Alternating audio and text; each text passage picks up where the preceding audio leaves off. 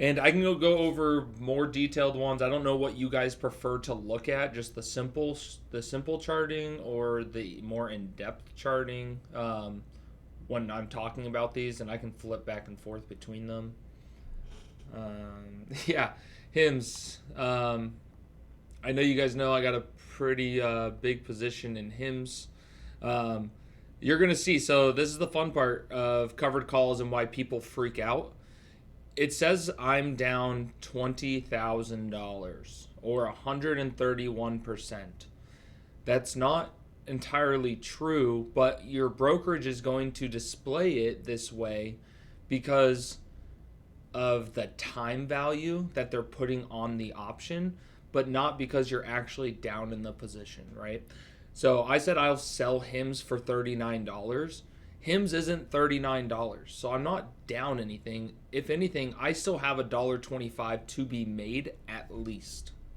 That's the minimum. So I still have $1.25 I can make on my shares before it's requiring me to be at my sell point.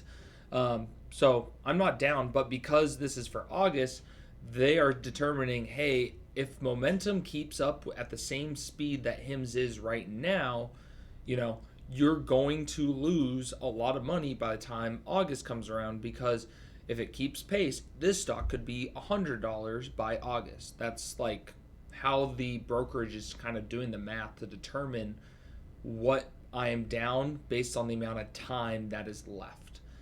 But it's not true because one, I don't lose selling covered calls. I miss out on opportunity, sure, but my opportunity and what we charted was it's going to 41, and that's exactly where at the golden target, your first target, you would want to sell anyway. So I'm doing that. I also have long-term shares on the other portfolio for long-term that have no covered calls and no cash secured puts. Nothing being done over there. That's just buy and hold. So it's just going to hold through all the waves. So I still have shares going to catch more upside even if these were to get called away. So, but this isn't real. So really in my account portfolio right now, I should be adding $20,000 to the value because as of right now, this isn't a negative. Until it's above 39, then it's technically a negative. Okay. SoFi looks ready to run. Yeah, so SoFi does look ready to run. The finance sector is looking good. PGY has been running, and so has Hood, I think. Yeah, 4%, 5%. This is why I kind of closed the covered call. One, because it's for August. And two, I do think that we could see this kind of rally up to this 22, 23 section and reject. I want to be able to have the option, if I do see signs of rejection here, to trim some of my shorter term shares that I own. Not my long term portfolio, but my shorter term ones. I would like to trim or sell some up here in the 22-23 area. And I don't think the covered call was going to time that perfectly. So instead, I just took the small win, 20 or 30%, or it's 27% win. And then get ready to trim it myself on the shorter term ones. Okay. Yeah. Financials and health have been beat down while AI and everything has ran. A rotation is kind of feeling like it's happening right now. So I'm just kind of sticking to what we have. But the same way we added when space had a massive drawdown, right? We are doing the same thing right now. As you can see, here's space came down. We had to hold this, and sure enough, it came down to the very bottom to hold structure, which was a good sign for space. And a lot of companies, if you look at kind of what happened, they all came down to pretty much the same area for space as a whole sector. It's easier just to pull it up on here, but here's Sadu 200-day, SAT-L 200-day, Redwire 200-day, Lunar 200-day, PL almost to the 200, ASTS below the 200, Rocket Lab 200-day, and SpaceX hasn't been around for 200 days. So space as a whole looked like it finally found its bottom. Now we're kind of seeing the rotation out of data centers, but that is going to be ending here shortly. They don't have a lot more downside to go, in my eyes, when looking at this. You got your MACD down here. You got your RSI at 35. During these like deep bottoms here, the RSI really didn't get below 30. Like at 32 right here, this was the bottom back in March, was when it was 32, right? We're at 35. Here's the bottom for December. It was 32. So we are right here next to the bottom. That's why I was thinking that CSP is a good day today. Wanted to look at that for August. This was before they kind of came out and being a data center, was when the RSI got to the low in March of 2025 of 30 and 29 or 28. So that would be the extreme during that kind of March of 25 April moment crash that happened. So I think you're getting pretty close to the data center bottom. So I'd be focusing on the undervalued side. CoreWeave I have in our long-term portfolio in my retirement. Not wheeling it, just holding it. It's data centers, they're going to go back up. But everyone's talking about the meta news and everything. So as far as that goes, Cypher, as you can see, Cypher is a little bit more not overvalued, but just overvalued compared to Iran at the moment, and it's still at its 50-day, where I believe Iran is at or below the 200-day. So this is technically at a better discounted price. So I'll just be sticking to the Iran position that I have. LifeMD, same thing. It's just going to follow HIMSS. It's a miniature telehealth company. I don't know too much about their business as far as, is it just GLP-1? Do they have peptides? Because that's the big thing that's going on for HIMSS right now. If it's just the GLP-1s, then you're better off with HIMSS because they have a more diversified portfolio, bigger reach and everything. But LifeMD will follow what HIMSS does. So if HIMSS is going up, LifeMD will go up. HIMSS is falling down, LifeMD will fall down. It's just going to be a sympathy play to HIMSS is how that is kind of played. Okay. How does MVO look? Bought 100 shares, set a covered call at 50. Let's just take a look. Yeah, I mean, top of the band right here at the 200, RSI at 70. So previous time when we hit this top, RSI got to 76. Previous top right here before kind of the bearish divergence where this was showing down, right? This is in a downtrend while this is going up. So that was bearish divergence, which is what the signal was for falling. But even that got to 77 right here in this area. So you're nearing a top for 50. So even if it stretched above 50, it will end up coming down below 50. So you'd have wanted to be let go at 50, or you're going to collect all that premium. So there's nothing to really do on that. So yeah, that's what I have for NVO. What else you guys kind of going through? Questions? I want to congratulate Damien on getting in on options. You're doing a great job. Very proud. I'm sure you're realizing kind of what the potential can be with options and the collateral that you put up versus, how the plays can play out. So I'm sure that that's feeling a lot better than having to use a lot of cash to short a bunch of shares or buy a bunch of shares to do kind of the same thing you already want to do. So I think that's awesome.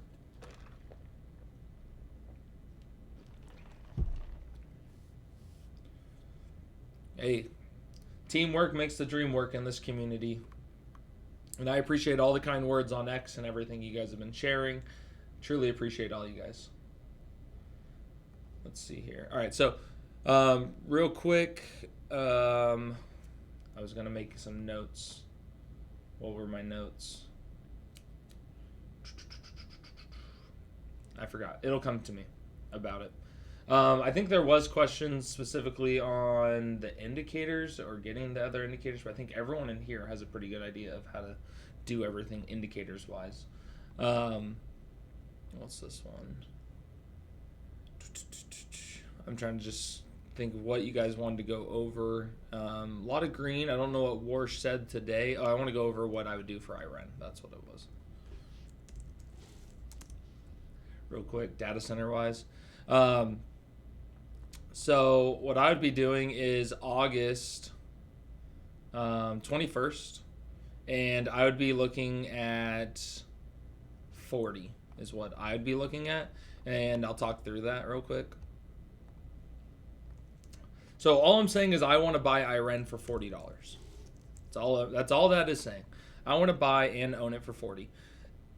I'll turn on these labels. Okay. Here you go. $40 is going to be our deep value. $40 is also this kind of bottom where all this price action has taken place. Could have dipped slightly below, yeah, but if it did, I don't believe it would last very long. We are going to own some at a break even of 49 based on our other CSPs, and then if we can also get this 40, which would break even would be about 35, that would put us right really where the stock is, or even slightly below that, and then be able to, on the run up as we are becoming undervalued, be able to set covered calls if we are assigned those ones in this month. So how it kind of works, guys, is we have a covered, or a CSP, a cash secured put for $55 for July 17th. Okay, based on the value or undervalued aspect of IREN right now, I would imagine over the course of next 2 weeks or so, the bottom will be in, and we'll see kind of a run up, whether the run up's back to this 200-day or slightly above. I do imagine that we would be able to get assigned our shares if it stays below 55, which is going to be right here at the 50-day, and or be able to set our covered calls the second we are assigned as we approach this kind of top section here. And then when we set our CSPs today and it runs up into July, we will also be able to close those August CSPs for profit because of that run up. Okay, so I think that setting your CSPs for August right now for 40, and I'll check the shorter time frame just to see if we're having any sort of shorter time pullback. We did 30 minutes, 1 hour. I mean, you might get a little bit, but I think the low is in for today, 42.59. So that's how I'm going to play it. You guys are going to be in here to see it. What was the high? 560 was the high during the peak volatility. 505. Let's go. Sometimes I don't try to harp on it too much. I just kind of, like, it is what it is. I don't want to stress about the pinching pennies in my eyes. But if I can always try to get the fill first, I'm going to buy one to start. So when I sign this contract, I did it for $5.10. We'll see. Am I going to get it? Probably not. Second I change it, I probably would get it. This is what I do. I take the bad order fill so you guys can get the good order fills. That's how that works. You'll see it every time I place. Oh, they want me to do it in 10 cents. So all I'm saying here, guys, is I will buy IREN for $40 if on August 21st it's below 40. If it's below 40, I get to buy the shares for 40, and no matter what, they're going to pay me $5 a share up front to do so. I'm trying to see if it's going to give me the 510, 515, 508 there.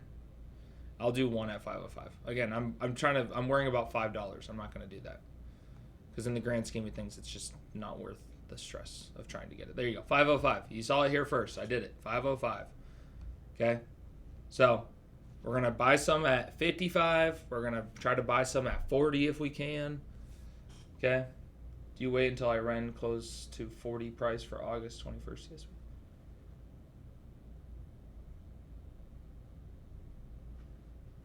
So, sorry, Pat, I'm a little confused on the question. Do you wait until I run close to 40 price?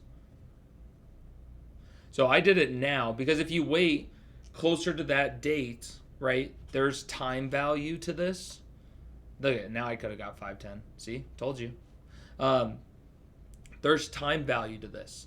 So every day this premium gets lower because every day is worth a certain amount of time.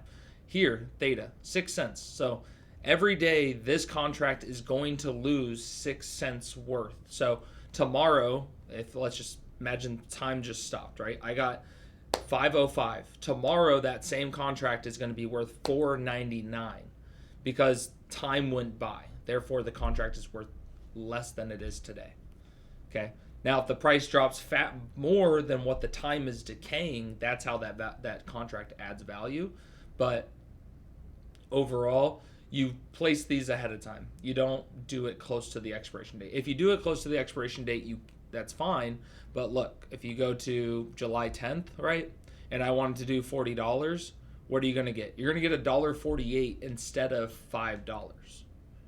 So you're getting paid for that amount of time until that further date. You are an insurance agent inside of the stock market. That's the best example that I explain it to people, is that you're an insurance agent. Every month you pay for car insurance. Whether or not you use your car insurance or not, you pay a premium. That's what people are offering here. I am selling them stock insurance. So somebody on the other end of this contract, right? I said I will buy IREN for 40. Okay. Well, they just bought insurance for $5 worth of premium. Okay. So no matter what, I'm getting that $5, whether or not they use the insurance or not. So if the stock is higher than 40 on August 21st, they didn't use the insurance. So I just keep the $5 premium. I don't get to get the shares. But if the stock is below 40, they're going to activate or submit an insurance claim to be able to sell their stock for 40, even if the stock is 38. They reserve that right for insurance purposes to sell their stock at a higher price to me if it is below the price I choose. Does that make sense to everybody? If not, please let me know.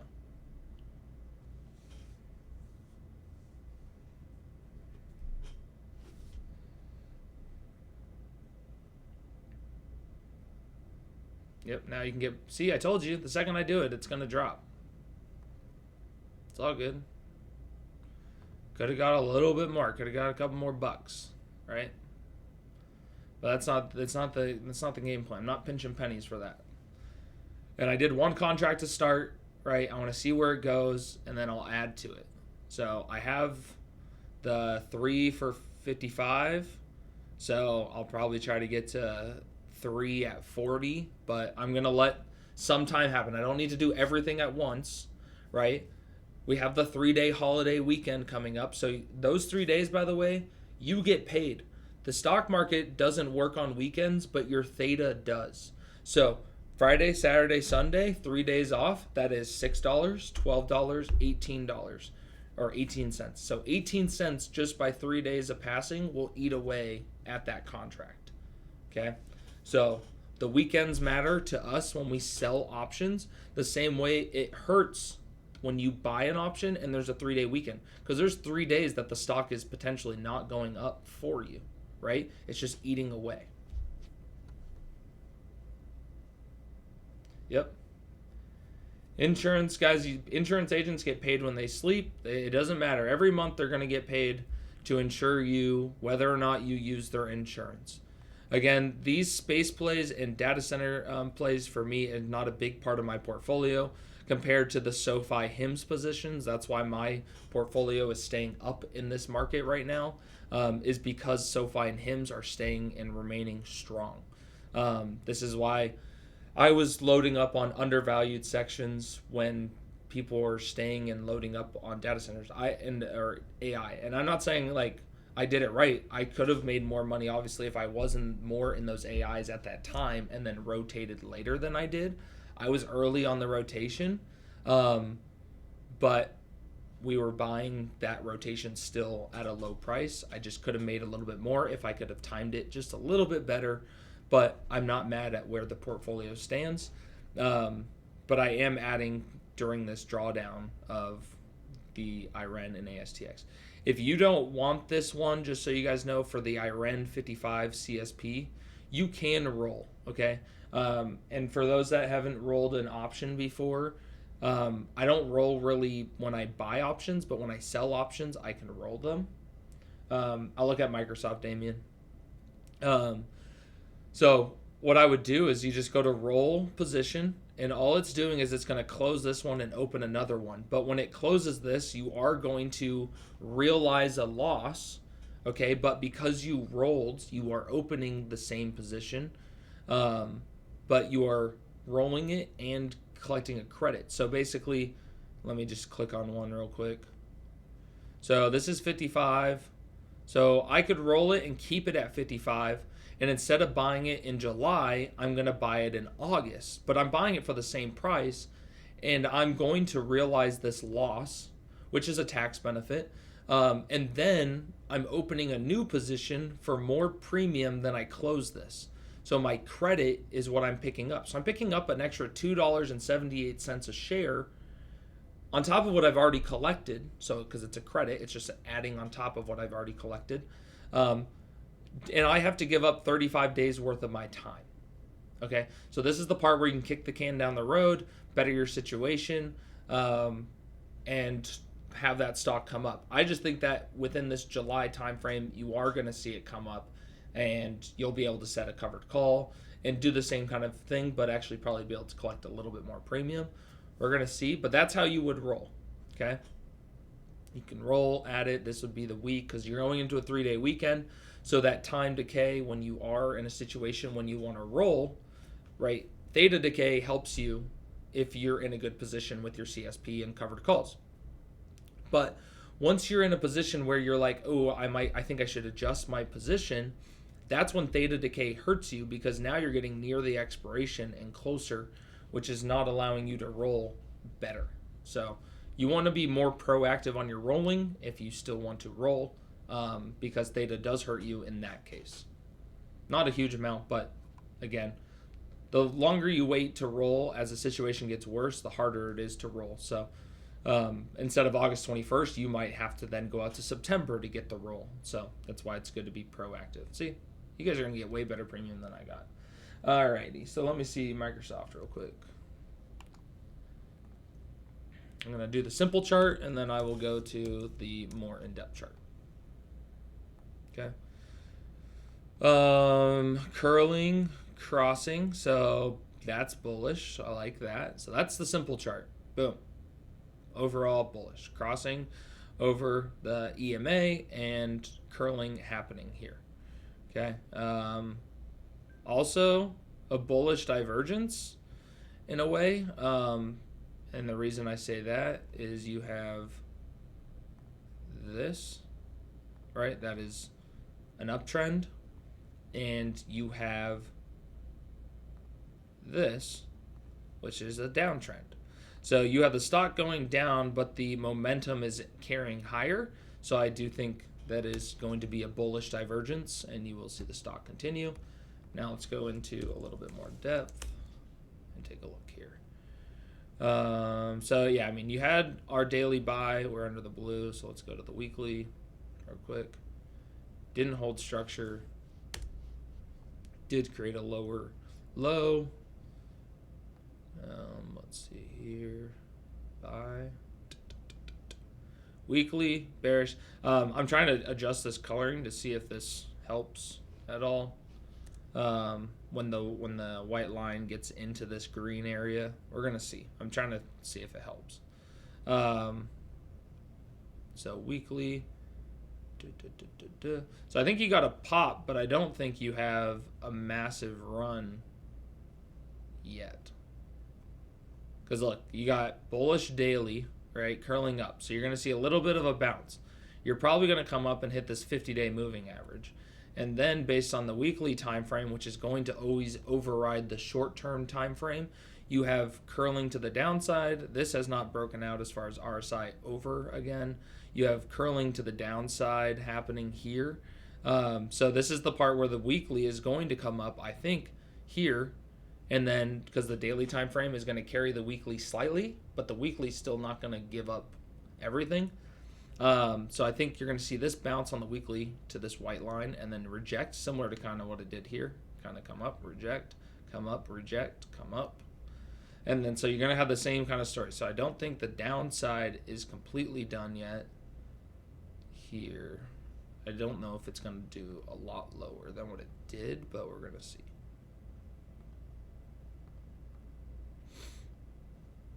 Okay. Still holding from this bottom. Wanted it to start a new small trend, but it didn't want to, so we're going to have to stick with the older trend that it's in. In here. So basically, you don't want to lose that 345 zone. So I think you're just going to have a little bit of consolidation happening. Just enough, probably through the little holiday weekend, situation. And then next week, do we have anything crazy next week? It doesn't say. Oh, that's the futures. Hold on. VIX, by the way, 16. So, building up some cash, being in CSPs.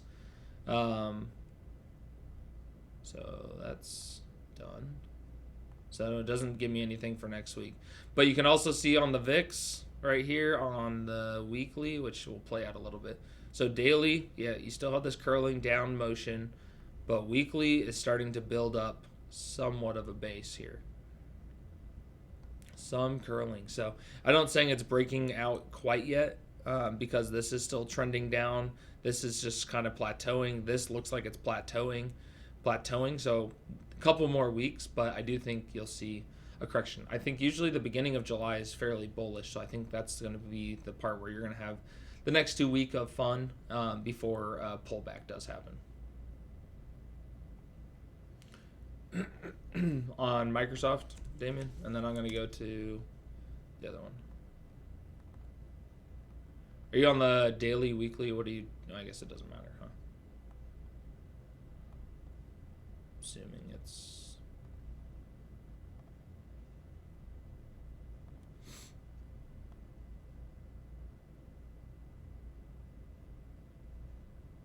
well, 1 touch, 2 touch, 3 touch. Unless you're going, no, that wouldn't be that trend channel.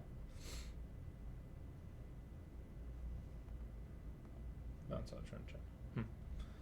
I see this would be my trend with 3 touch on the previous one with still more downside. Not so much that the downside is going to happen like this. It's going to be more like this probably. Like I'm saying, consolidation, go up a little bit, come down a little bit, and kind of consolidate. And it could dip and hit this line and hopefully just holds the structure and doesn't make a new low here. We want to really hold this one because we got this here, which we hit this target. Okay, and then we want to be able to go to the next target. I think Microsoft, like I said, is just, any of these mag ones that are anywhere close to their 200 weeklies or well below the 200 weeklies have been a huge opportunity. In between this red and yellow, now you're below this yellow. It is an amazing opportunity as far as these mag 7s go, compared like in the past when it comes to these moving averages. So, yeah. All right, let's see here. Touch on the weekly with the same pivot, with the same points. Same touch points. While you type that out, let me see here. Oh, okay. Yeah, I don't know, 1 point, 2 point, 3 point, 4 point. So I like that one. I don't know what your trend channel is. You can post it in the chat if you want. Okay. So want to hold this 345 and then you hopefully can just hold this trend channel and kind of touch it and keep 345. Those two things happen and you're still good to continue higher. Alrighty. Let me see here. Do you think adding AI in your portfolio and what stocks to watch post SoFi sale and AI good value? As you know, I kind of keep my watch list pretty simple with the software, the data centers, rare earths, energy. So it really depends at that time of which this all kind of happens. We got some sort of pullback happening right now. So it's going to depend at that time. Navitas is getting exciting for me. for sure. We've pretty much nailed that one so far with everything. So Navitas is a top one for me to watch, and we're gonna stick with the data center plays. These ones. Told you. Second I placed it. That's why I only placed one, guys. I'm like, second I place this thing will drop. So I just took one for the team. Okay. We hit our first target. We're pulling back from this bottom to this top. Okay. So all we're doing is pulling back. And then we're going to head to this 80. In my eyes is what I see. 80. And then we're going to pull back to this 65 range. And then we're going to go to the 103 range. That's what I have. So sticking with it. Nothing changed. Structure isn't lost on this bottom. We haven't lost support. SMR slightly green. SMR is still just kind of inside of this wedge right here. So nothing's changed for that. We haven't made a new low or anything like that. So still have the same targets. But yeah, so I think data center, energy play, Navitas I like. We've talked about GRR. And we talked about how space is catching a bid, even though it's red today, but catching a bid in general. So it'll just come down to where the other sectors are at that time. I don't know if you guys saw that we have the sector rotation indicator as well. You guys have access to this now. I haven't been able to code it to put it on the Master Elite yet, so that way you can toggle it to see it and not see it. But this is telling you what sectors are trending and not trending. Also, along with the sector is the RSI. So you can see when that's gone that this like third column right here is for the RSI. So you can see what sector is overvalued and undervalued. So cybersecurity has a 73 RSI, considered overvalued. Airlines, 74 RSI. Biotech, 76. So what has a good undervalued RSI? You have, well, this is crypto, so that's XRP, but crypto, obviously, crypto, oil and gas, nuclear energy is at a 36, so that sector is considered undervalued right now. Solar is still at 42. And when you click on this, guys, this is how it kind of works, just so you guys can understand what I'm saying. You can either say solar is undervalued and go find a solar company that you like. That's fine. But if you want to, inside of here, you can see what the ticker is that it's following. So if you wanted to see the solar one, you would go look at TAN and see what companies TAN is holding that would be considered solar and undervalued. That's inside of the portfolio that it's tracking to know if it's overvalued, undervalued, and so forth. Obviously, these are lagging sectors. Even considering energy, again, go to the energy ETF, see what their holdings are, and then you would find some tech or some stocks inside of that sector that are lagging. Okay. Yep. Netflix. Again, when you are considering, like, their numbers are great, or I guess I haven't focused too much on their numbers, to be honest, but I know that it's Netflix. They're going up. It's going higher. They've done fairly well. The problem is that when times get tough for people and they don't have as much money to spend, they have to start cutting down on subscriptions that aren't helping them or aren't required, right? Netflix is a luxury to have. It's not a requirement to have to live, survive. YouTube is free. Right? You can just watch YouTube videos. Everyone's making it. There's tons of content creators. Like, you might have to put up with watching YouTube for 6 months and have to cancel Netflix. So when times get tough, that's the part of Netflix that kind of sucks. QCOM, Head and Shoulders. I'm just on that one. Yeah, so we talked about Iran, and I'll just real quick talk to you about it here. It's all about the Microsoft Meta news today, but RSI 33. Here it is. It typically has touched 32 back at the bottom of March. It touched 32 at the bottom of December. So we are looking at a $40 CSP for August is the one we have placed. I did one contract to start and to see as we kind of like got lower today on this bigger pullback. I'm going to place another one. So, RSI is getting there. 39 is the deep value. There's tons of consolidation right here at that 40-39 area. And I want it for August, which is paying now probably $5 and a bigger chunk of change, which we can look at right here. And we can buy more. So trade Iran options, sell put, August 21st. Yeah, now it's 580. See, look at that. I'm going to buy one more.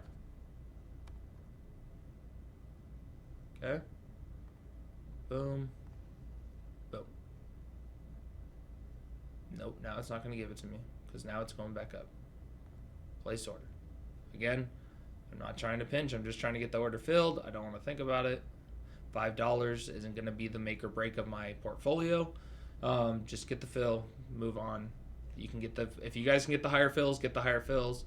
It's just me. I'm not going to wait for $5 fills and sit there. I want to buy it and kind of get on to the next thing to look at.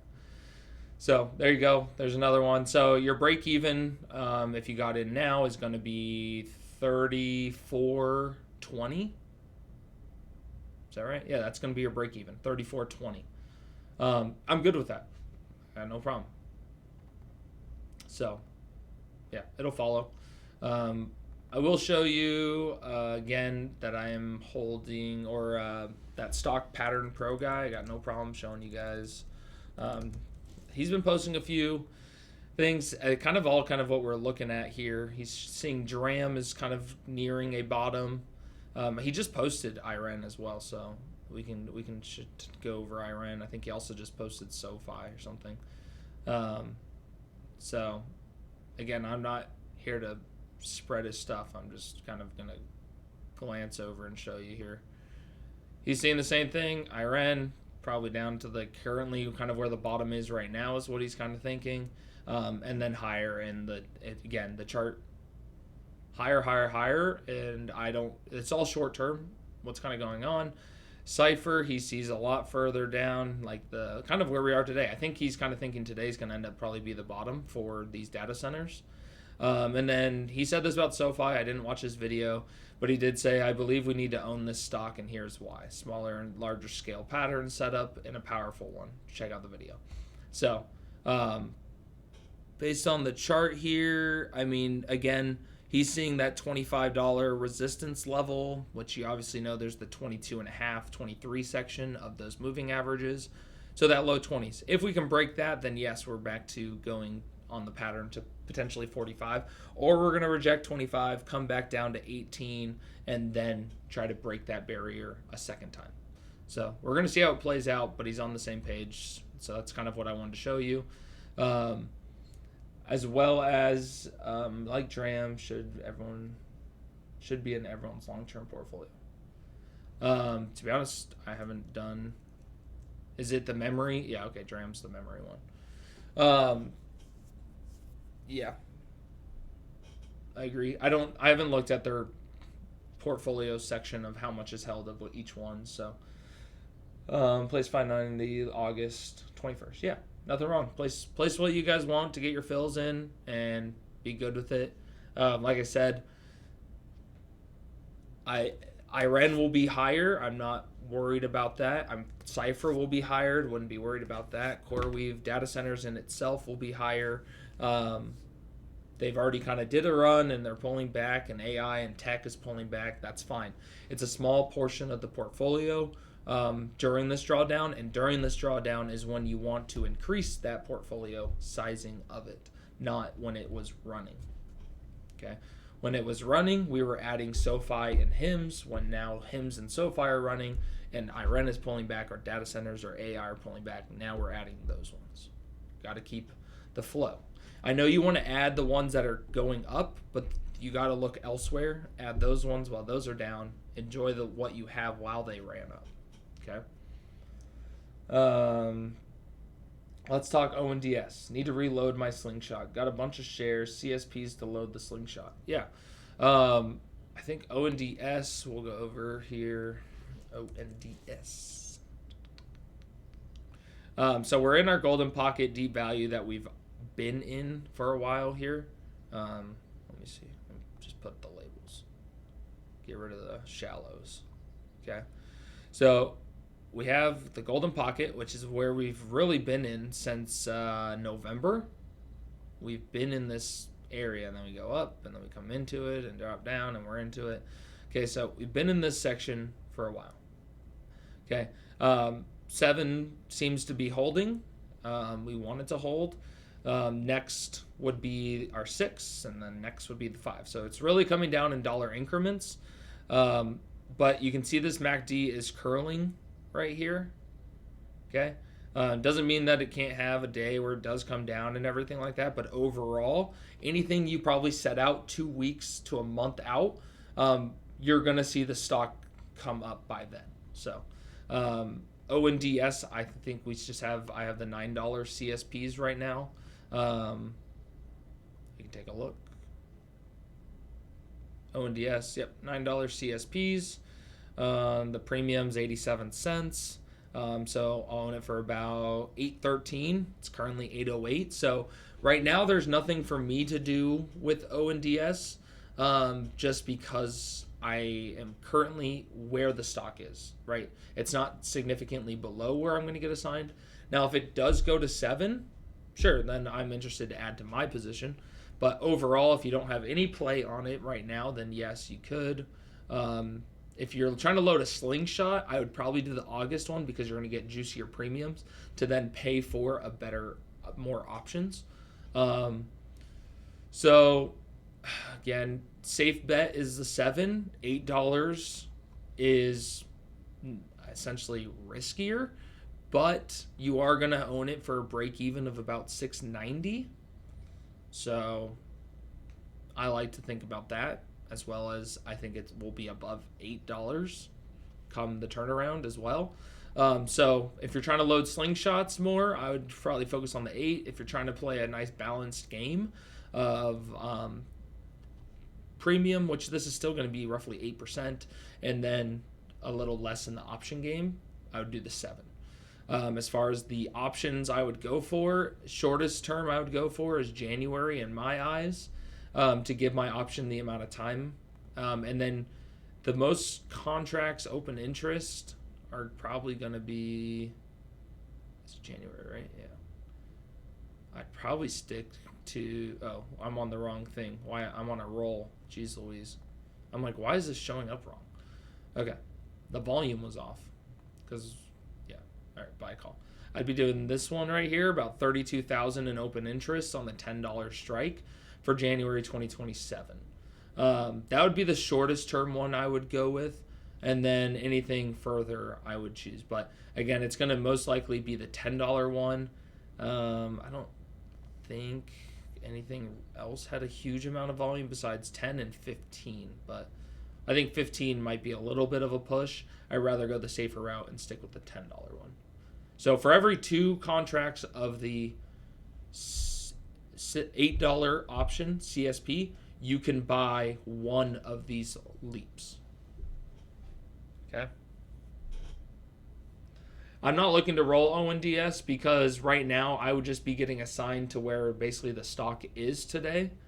So there's no need for me to entertain a rolling at the moment. Because if I get assigned and the stock is currently at $8 and I own it for $8.13, right? I basically, if I wanted to, could set a covered call right at that moment for $9 in which I bought it for and make money and be happy, right? So if I was to be assigned, I would immediately be able to set, obviously the dates are going to be slightly different, but just in general, if I set for 9, I could still make 83 cents, but a 30 delta, so I could actually do it for 10 and still stick there. I wouldn't do it because it's at the bottom, but it's not down enough for me to entertain a roll. Yep. Iran CSP July is the only one that you right now would be entertaining potentially a roll. But I think data centers and the value it's at and how fast they can run in reverse, I don't think it's worth it. Damien is shorting ASTS right now. So I think, I don't know what kind of, is it short term, longer term? I mean, everything's kind of red right now. Let's see here. You just got into it after the 5% drop?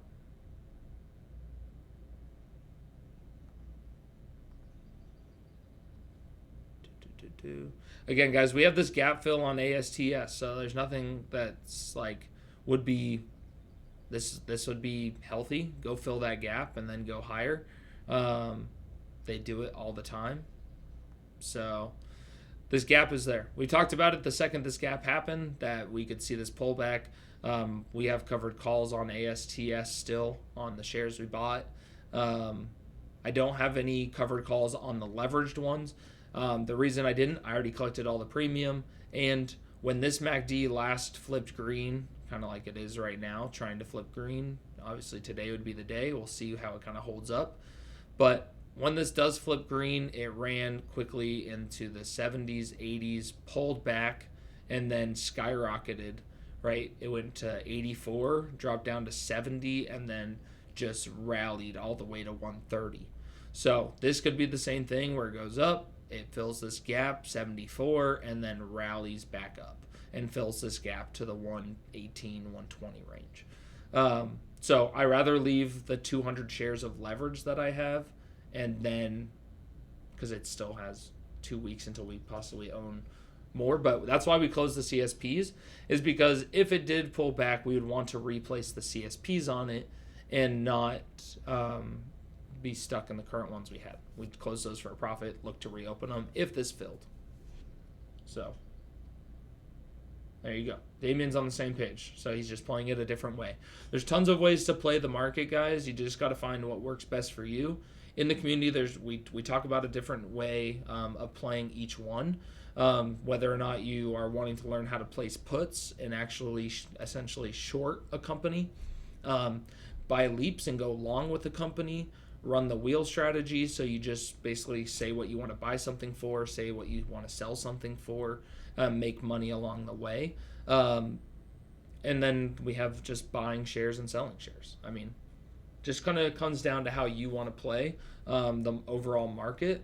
Was there any news, Damien, or someone, did Bank of America come out and just say, the same bullshit they've been saying? 3 rate hikes or whatever? Yeah. Worse says inflation risk has come down. Fed chair says U.S. likely to be a big winner in AI. I don't know. It's also a short week, guys. The market is in a short week right now. So showing the same thing, HIMS to 41, pulling back. That's what we're looking for. We want HIMS to get there, and then we want the pullback, and that's when we will close our covered call when we get to this 32 to 30 range on the pullback, because time will have eaten away on our option as we pull back into this section here, and that's when we'll be able to close, collect hopefully 80% of that premium, 70% of that premium, whatever it may be. But I'm waiting for it to hit this target 40, 41 area and then pull back. Even if it pulled back today all the way to 30, depending if our option was at 80%, but I still think it hits 41 and then pulls back. So that's what I'm really waiting on. Yeah, ASTS profit taking at 90s. It's done it many times when they hit 90s, right? Yeah, profit taking all day, profit taking all day, profit taking. Yeah, it's just a normal occurrence right here. Look at it, went up, hit this 85, profit taking, hit up 90, profit taking, and then it breaks through. So just, we're not here. I'm not here. Some people are for the short-term game, and that's fine. I'm not saying that, but you know me, I'm not here for the short-term game. That's why I was able to ride ASTS from 23 to 117 and make good money on that one because I just kind of ignored these and made a little bit of premium along the way. And then your other shares turn into big wins. So Alrighty, here. Hold on, don't get too lost in here. So, do you look to roll? Oh, yes. Okay, Oscar is a beast. 52-week high, prime for covered calls. Yeah, I mean, Oscar's been primed. It did a crazy rally that no one expected it to do. By rally, I mean straight up and continue and not come down to as low as what everyone even thought it would come down to. Everyone was still expecting it to come down to this 18-17 range that it comes down to all the time, which were previous highs, and it really didn't. And now you still have this gap here. You still have a gap down here. Not saying that it's going to fill this down here. Not all gaps need to be filled. But you do see this. Okay, this is the part where I'm telling you right now, Oscar, it's great. It's rallying. Perfect. This is what I see. Okay, I see a bearish divergence. I don't know which way it's got to go, but there. Okay, what do you see? This is going down. What do you see the stock doing that whole time? Going up. Okay, this is going to fall. So yeah, I would be comfortable placing covered calls or selling, one or the other. Okay. Yeah, him's doing the same thing. Here's the difference, right? There's not a whole lot. Him's is at the same or equal to this peak. Okay, peak here. This is higher, but this isn't lower. It's just equal. So not too much of a divergence there. All right. So, but again, we're gonna hit 41. We're already anticipating a pullback. Like I'm already anticipating it. Nothing's changed. I already understand. Right. We're going to 41 and then pull back to this 32 range to 30 range, which is right where this 200 weighted weekly moving averages and the 200 SMA is. Okay. We're either going to hold the 200 SMA or we're going to fall down and come down here and hold this section. Okay. That's how I see HIMS. So if you want to trim at 41 and try to time that, cool. I'm placing the cover call because I think we go higher. Whoever the guy is, I hope. Okay, obviously I don't know the future. I can't predict it, and neither can the other guy. But there is a guy on X that's saying HIMS is going to $10 still. After he said 33, it was going to hit 33 and then drop to 10.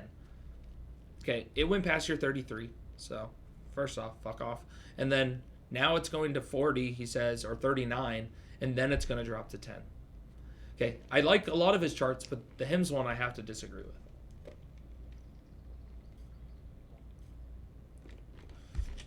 All right, so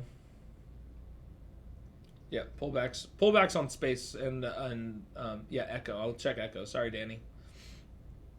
Let me see Echo, and I'm going to just go to the other indicators as well. Let's take a look here.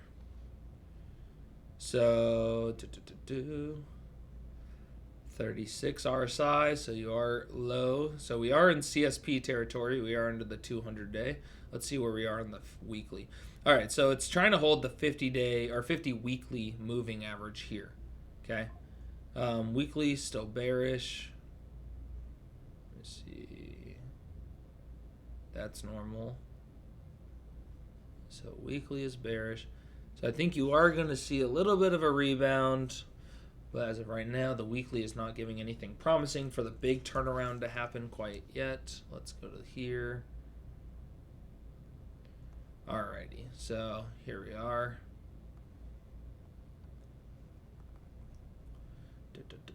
Weekly. So I think overall bigger time frame, you have two things: further drawdown or more consolidation. Those are the only type of there's two types of pullbacks in the world. Okay. There's a pullback, which the standard pullback where the price just comes down and then goes back up, right? Pulls back down. Or there's a consolidation where it consolidates, okay, and allows time, which time allows this momentum to slowly pull back lower, which then you can carry higher. I would only be doing about CSPs on that right now. We can switch to the daily time frame just to see here. You are getting, right on the bull bear line. There we go. See, we're above the bull bear line. You are getting a buy alert. You are seeing curling happening. So short term, yes, there is a play to be made. I do think that you will have this play a buy up before it then will tell you to sell or trim, and you will want to follow that because the weekly is still bearish overall. Okay, so I do think you are going to have this bounce here, like it's signaling. Okay, and then overall though, it's still continuing to the downside based on the higher time frame. So whether or not you want to play the small move will be up to you. Or if you're considering trimming, I would look for the bounce and wait for the signal to tell you to trim or sell. Okay. I did see your no problem, Danny. I did see your post and question, so I will go over it. I just didn't want to answer it if you weren't going to be in here. Just so you know, all live streams are recorded. I record them and then I post them to YouTube after the fact. So if you ever need to play things back, you can. So yeah, have that. As far as your IREN, I can't see exactly how you can roll specifically, but what I would look at here is on your IREN option. Oh, I can almost do the math. It's just a little trickier sometimes. So if I go to sell put and you have July 17th, 48 and 50. So basically, when I look at the August one, they need to be higher than 845 and 7. So I'm going to say 850 and 7. Okay. So August 21st, your $50 one. So it needs to be more than 850 for you to roll. So it looks like you could roll if you wanted to August and move your $50 one to 46 and collect a little bit of premium, or to 48 and collect a little bit like a juicier premium and move your strike down a little bit less. But you can move your strike down, which is good. And then your 48 one, which was 7, you could move that all the way down to 43 right now, but you won't collect any premium. But if you were to get assigned, you would own it for 40, buying it 43 instead of 48. So it comes down to the balance in which you want some premium for your time, or do you want to better your situation and get the overall strike price down? There's 2 ways to play it. I can't answer which one is best for you, but always know if you were to be assigned, moving the strike price down the most is the better play as far as ownership wise. Owning the stock, you own it for a better price the lower the strike is. But there's obviously a happy medium for getting paid for your time, because getting your shares or keeping the stock is not guaranteed, right? If it goes above 43, well, you rolled to 43, which is great, and you didn't lose anything, but you didn't get the stock, and you didn't make any more premium for the 30 days that you waited longer to try to buy the stock. So there's that happy medium, okay? Yeah, rolling isn't a huge factor whether the day is red or green. The reason I say that, a CSP and a CSP, right? They're the same thing. So they move in the same direction. So if a CSP's premium on a red day goes higher and you're rolling to a CSP and that one goes higher, they both go higher. They slightly go higher like this, right? Hold on, 45. So this is 19% change, and your July 17th, 45, is a 33% change. So there is a slight difference, but when we're talking about premiums, it's not a huge difference in the change of direction because they both move in the same. It's just one slightly moves faster, but one will move down faster than the other one. It's like the same. You're changing within a couple cents, so there's not a super ideal best day premium wise because you're both kind of getting good stuff. I prefer rolling on just non-volatile days if I can choose. I'd rather just roll, like today's volatile, so the options are moving, but tomorrow if it's just kind of choppy red, choppy green or anything like that, that's kind of the day, because then there's not so much volatility that's swaying one premium versus the other in a direction. Yeah, so I think all data centers, for the most part, are at a point for long term. CoreWeave is definitely one of them. Um, Down 13%, massive. Which we've had the two little trends, but again, I don't think it's overvalued to the point where that would be trimming, because the color coding is important, guys. That's why I add the color coding.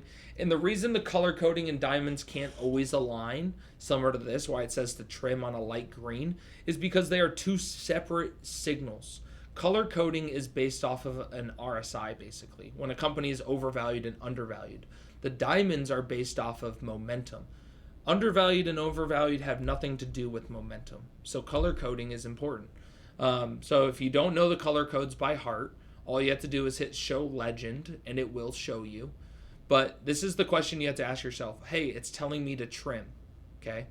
Could you have trimmed and made? Yes, you could have. But your trimming is coming in on the weekly time frame at entering a buying zone. So I don't love giving away some of my position in a buying zone. That doesn't make sense, right? And I can give you an example on why that didn't play out on Nibius. It's the same thing that happened. Take a look. Okay, you broke out of this triangle.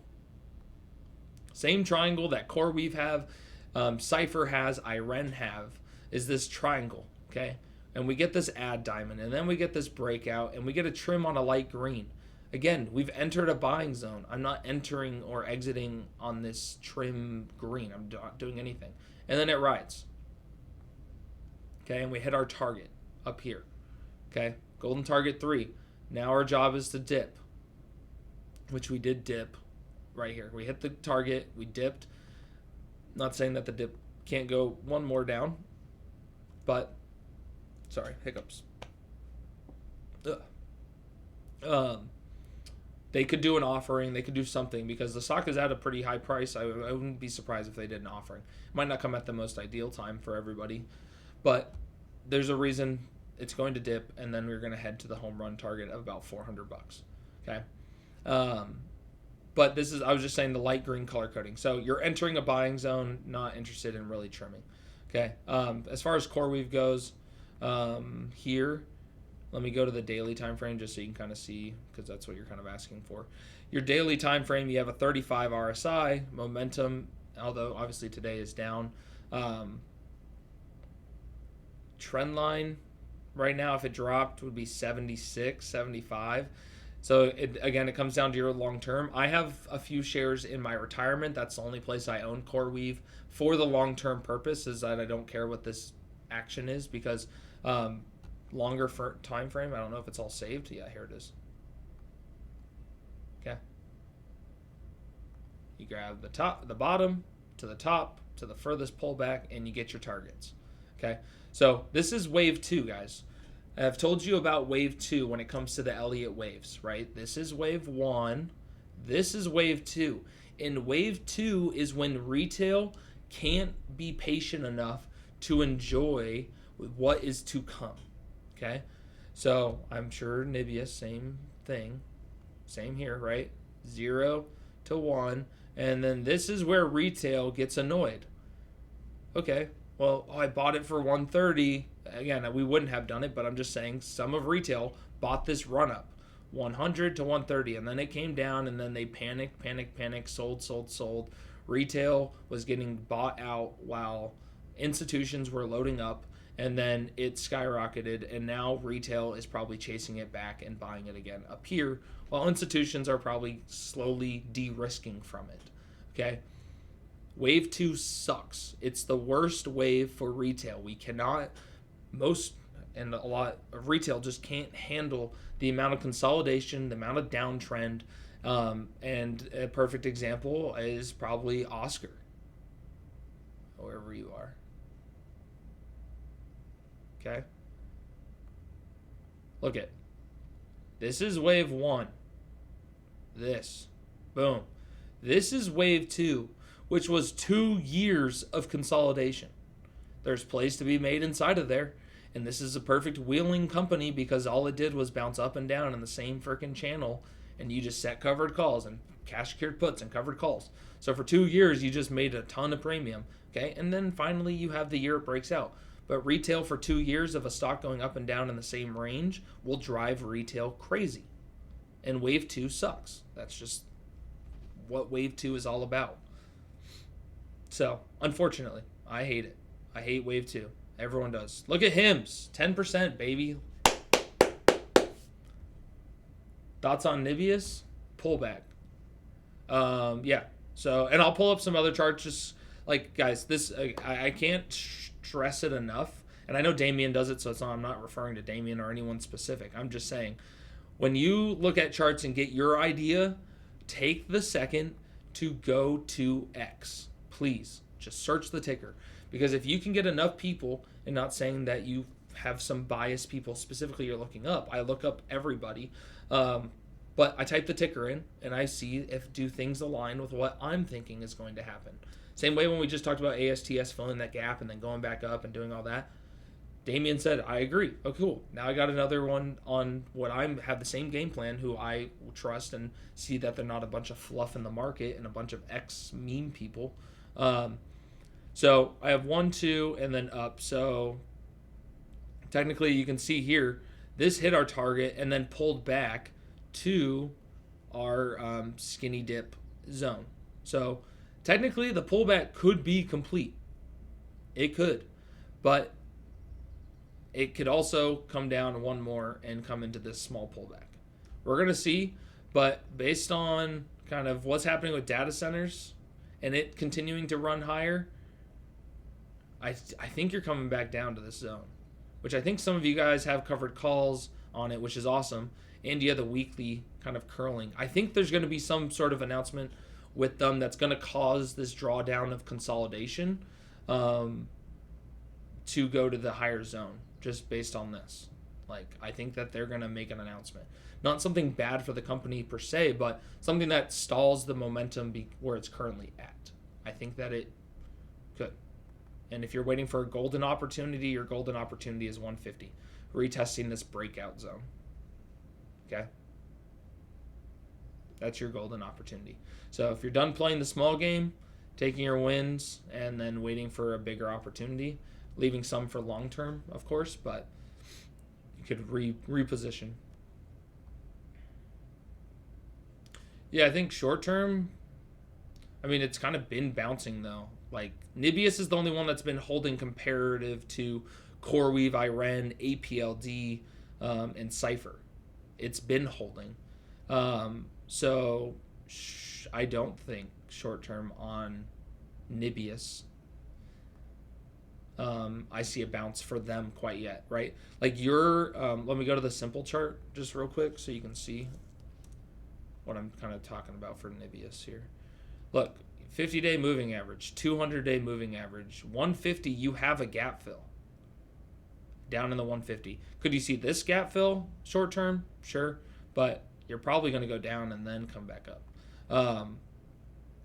Where IREN is below its 200-day, Cypher is almost or is at or below the 50-day moving average. CoreWeave, I don't know, below the 200-day moving average. IREN below the 200-day moving average. So like Nibius has held strong, which is great, but if the whole sector has done its pullback and Nibius is up top, I would imagine based on momentum and the amount of like overvalued it's become because of the run during that time, it's going to have now one of the deeper pullbacks. And it's going to do it while the other ones are now finding their bottom. APLD, let's see where you're at. You're not to the 200-day. 32 is the 200-day, which the other ones have dropped below the 200-day besides Nibius, right? So the gap fill is not impossible. So APLD is 32 would be my starting point, and then looking for that gap fill to kind of be my final drawdown point would be what I'm looking for. Cypher, 50-day, trying to hold it, which is great if it can hold it. But based on where it's at, 43 RSI, I would imagine that it also, if it can't hold the 50-day, wait for this 200-day, 18. So I just think these ones have done their biggest pullback. That's why I'm more like, let me get into more IREN instead of the other ones, because IREN is at the deepest of the pullback, the most undervalued out of all of them,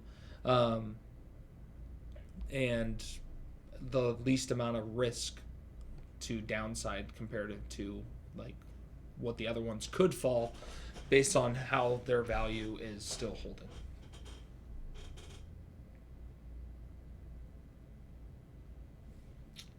This one.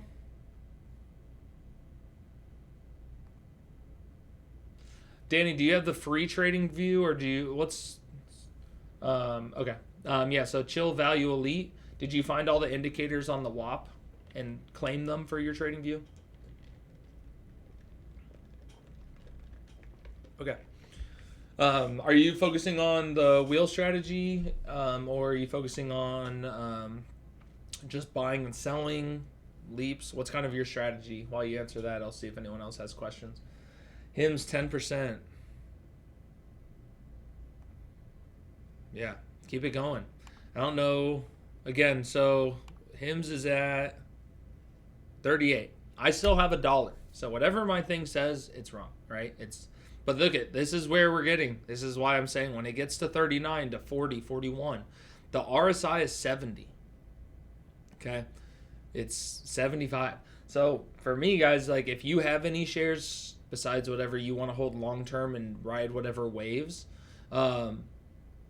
like setting a covered call today would probably be really good idea, and you could do it for just July 17th if you wanted to. You don't have to do it for August.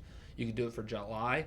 And if you don't want them to really get called away, just make sure it's higher than 41 or whatever you want. But you're going to see it's going to get to this point where it's 75, 80 RSI, and it's going to have to come down, consolidate, fall down, one of those two things.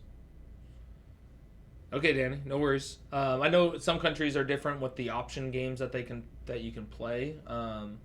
So let me see here. I saw your message in there. So live stream 4:30 your local time. I think that's converted for your time frame or your time stamp. Love the videos explaining the two main indicators plus the wheel strategy. Super interesting, helpful stuff. See, there are many more indicators like volume, etc. Where can I find more information about these additional indicators? I am working on more information, more videos, reviewing them. All the videos I have are the ones in WAP, but I will focus on that, making those ones. I'll make it a goal today to try to get a lot of it done.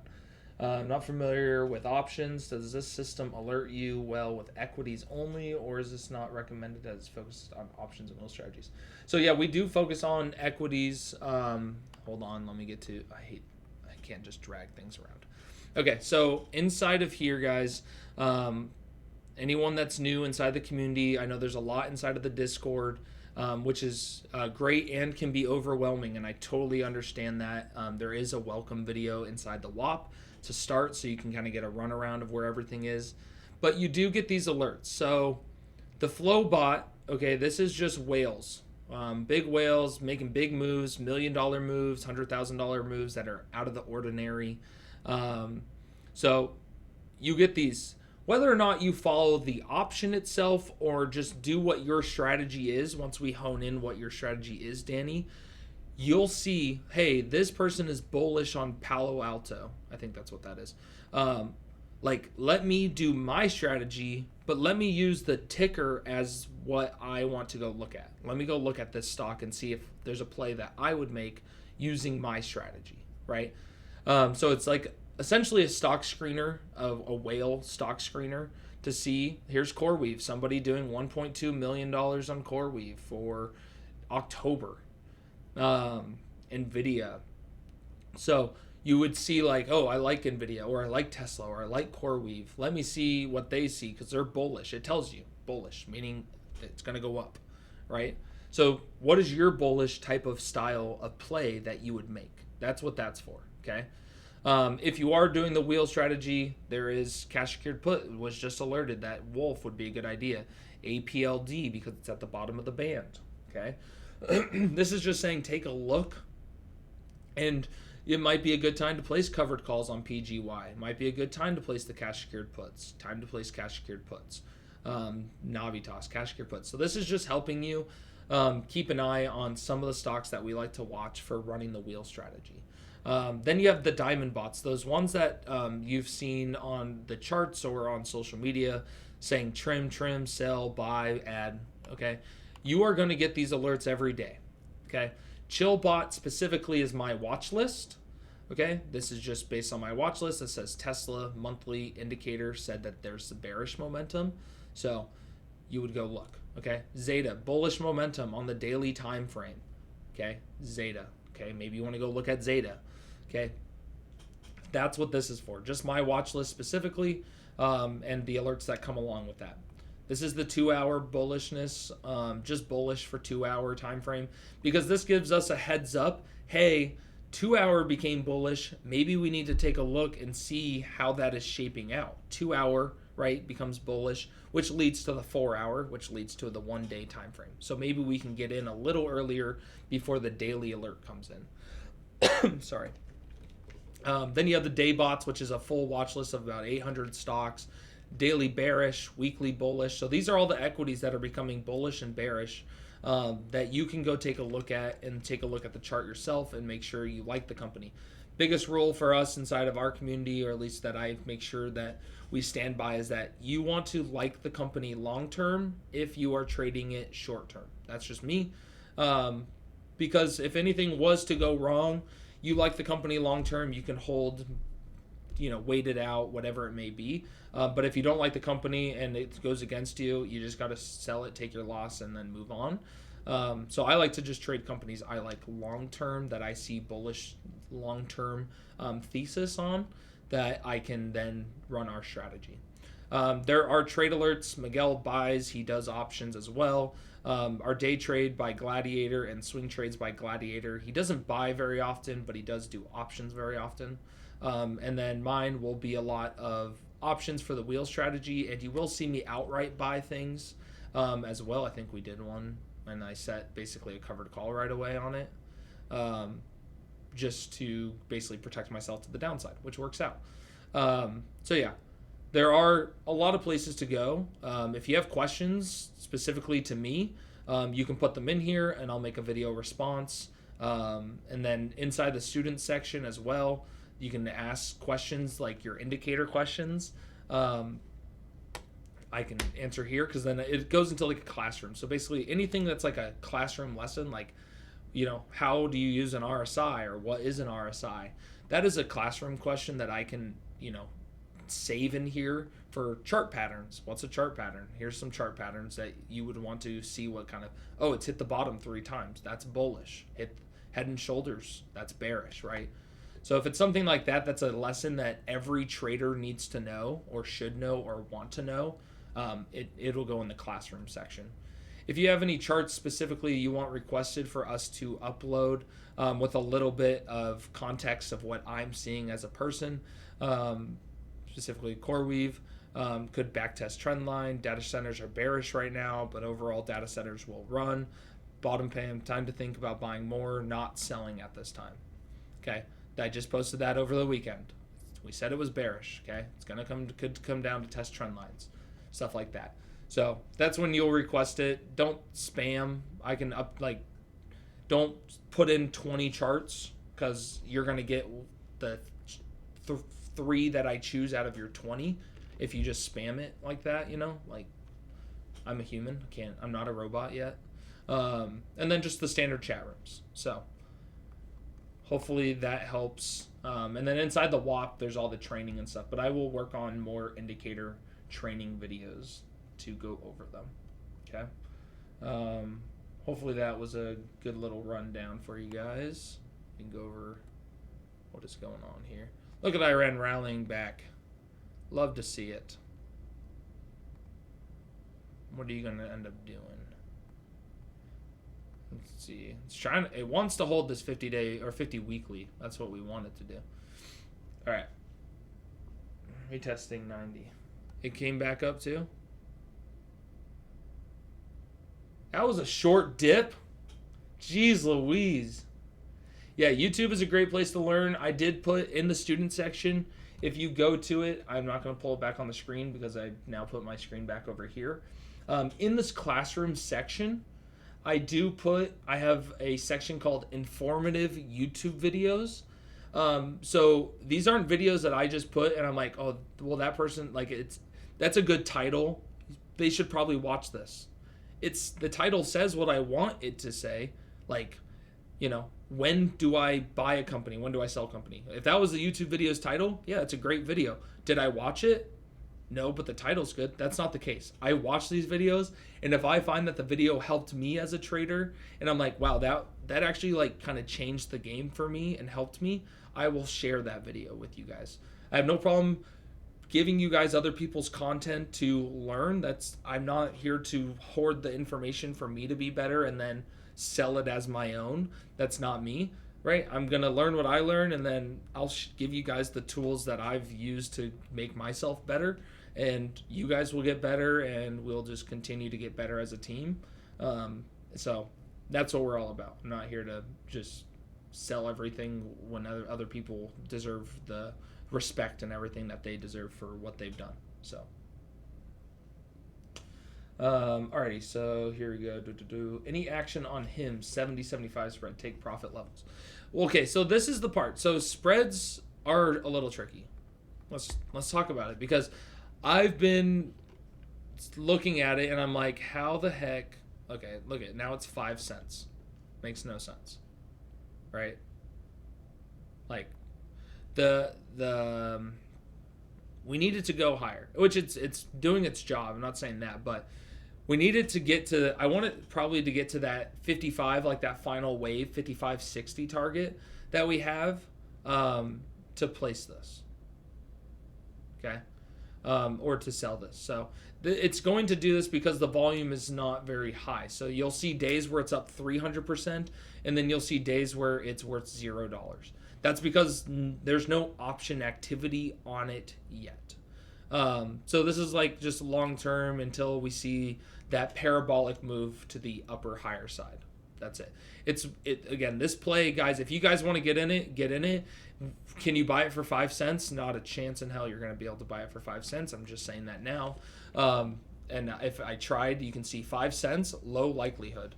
20 cents. Oh, if I opened it here. 20 cents, low likelihood. 50 cents, low likelihood. The fills are hard because there's no volume. So you got to just wait for it to continue higher, the 60 range, and start getting people interested in the 70-75 zone. We're getting into it now because that moment will come. It's also, what is this, like $600 or something? I don't know what I put into it. $500? Not even. 5 contracts, 38 cents. So $38. So yeah, $200 maybe. $200 is going to turn into a bunch of money. I'm just saying that if this goes well, that's why I'm willing to risk $200. Because let's just put it to 70. I don't know. There you go.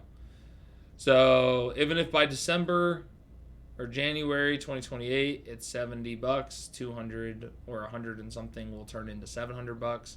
And if it goes beyond that, guys, it just kind of will continue to go higher and higher and higher. So this is per contract, by the way. This is 5 times your $800.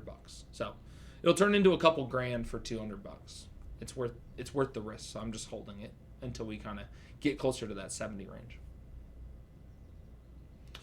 SPY is the top of the trend channel. Palantir 10% today. Yeah, I think that certain things are due for pullbacks and certain things will hold steadier. HIMS is getting close to the target, so with the SPY pulling back, HIMS is going to pull back because people will take their profits. That's going to happen. SoFi will pull back, but it's not going to pull back a huge amount, so that should just stay kind of strong. Iran's already really done its pullback for the most part, so it doesn't have a whole lot more downside to go. So this is the part where when the SPY is getting to these levels, you got to kind of watch for your other, like where the downside is at the highest, and those are the ones you need to trim the most, or set a covered call so you can make money to the downside. It's more about protecting yourself with covered calls than anything too, just so you guys know. Like, covered call is a win-win situation, and that's what we're here for. I'm just here for win-wins.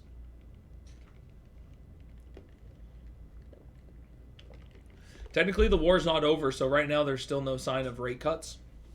War's not over. We're on a pause. We're just like, hey, everyone stop firing things at us. So like I said, there's no sign of rate cuts until the war is officially over. So if the war's not going to end for 60 days, that's fine. But that just means that the rate cut is less likely to happen this year. What I will say, we don't need rate cuts. What we need is the likelihood of zero rate hikes.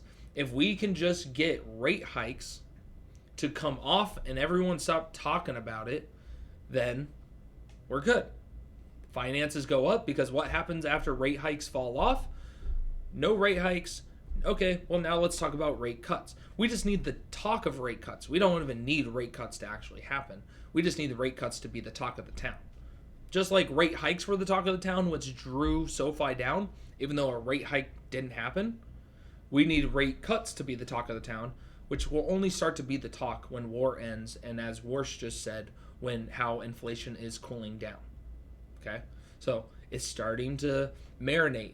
Warsh is Trump's guy. I don't care what he said in the last speech. It was a complete lie. Whatever he said, it was a lie. I don't care.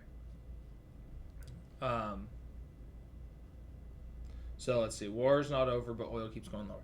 That's because with 60 days worth of time, oil does go down because there's oil flowing through the strait, right? So that's going to bring the inflation down for 60 days, basically is how that looks.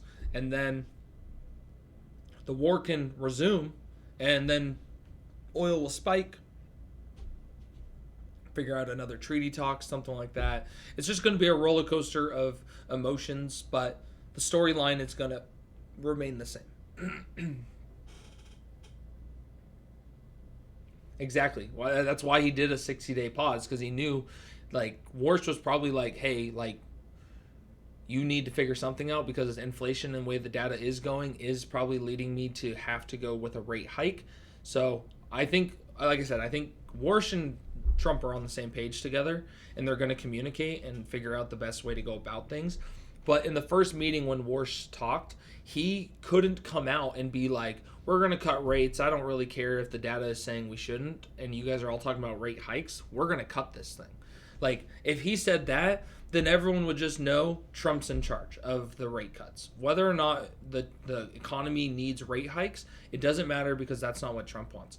Warsh couldn't come out being that guy for Trump in the first meeting. Otherwise, they would just think he is bought out by Trump and he's not going to stand on his own merits, basically. So he couldn't come out saying that. As far as SMR, talked about it, but it hasn't lost structure. It is consolidating. But this is like nothing's changed out of the chart. We grabbed this bottom, went to this top, pulled back here, and we're just in this little wedge of consolidation right here. Ding, ding, ding, ding, ding. It hit 1 time, 2 time, 3 time, 4 time. And this is on the weeks. So this is 4 separate weeks. It hit the top. It did try to pop out, but came right back in. Found this bottom here. So we're still in this. Nothing's changed. Unless we lose this low here. Whatever that low was. Somewhere in the low 8s. I'm sure it was the 52-week low or something. Wherever that is. So as long as structure holds, we're good. We're just sitting here in consolidation in wave 2, the mini wave 2. This is a sub wave of 2 because this is the wave 1 and then this is wave 2. So this is the smaller wave inside a big wave, which is going to be the most annoying wave. Like I've said, wave 2 sucks. It's the longest wave and the most annoying wave. So yeah.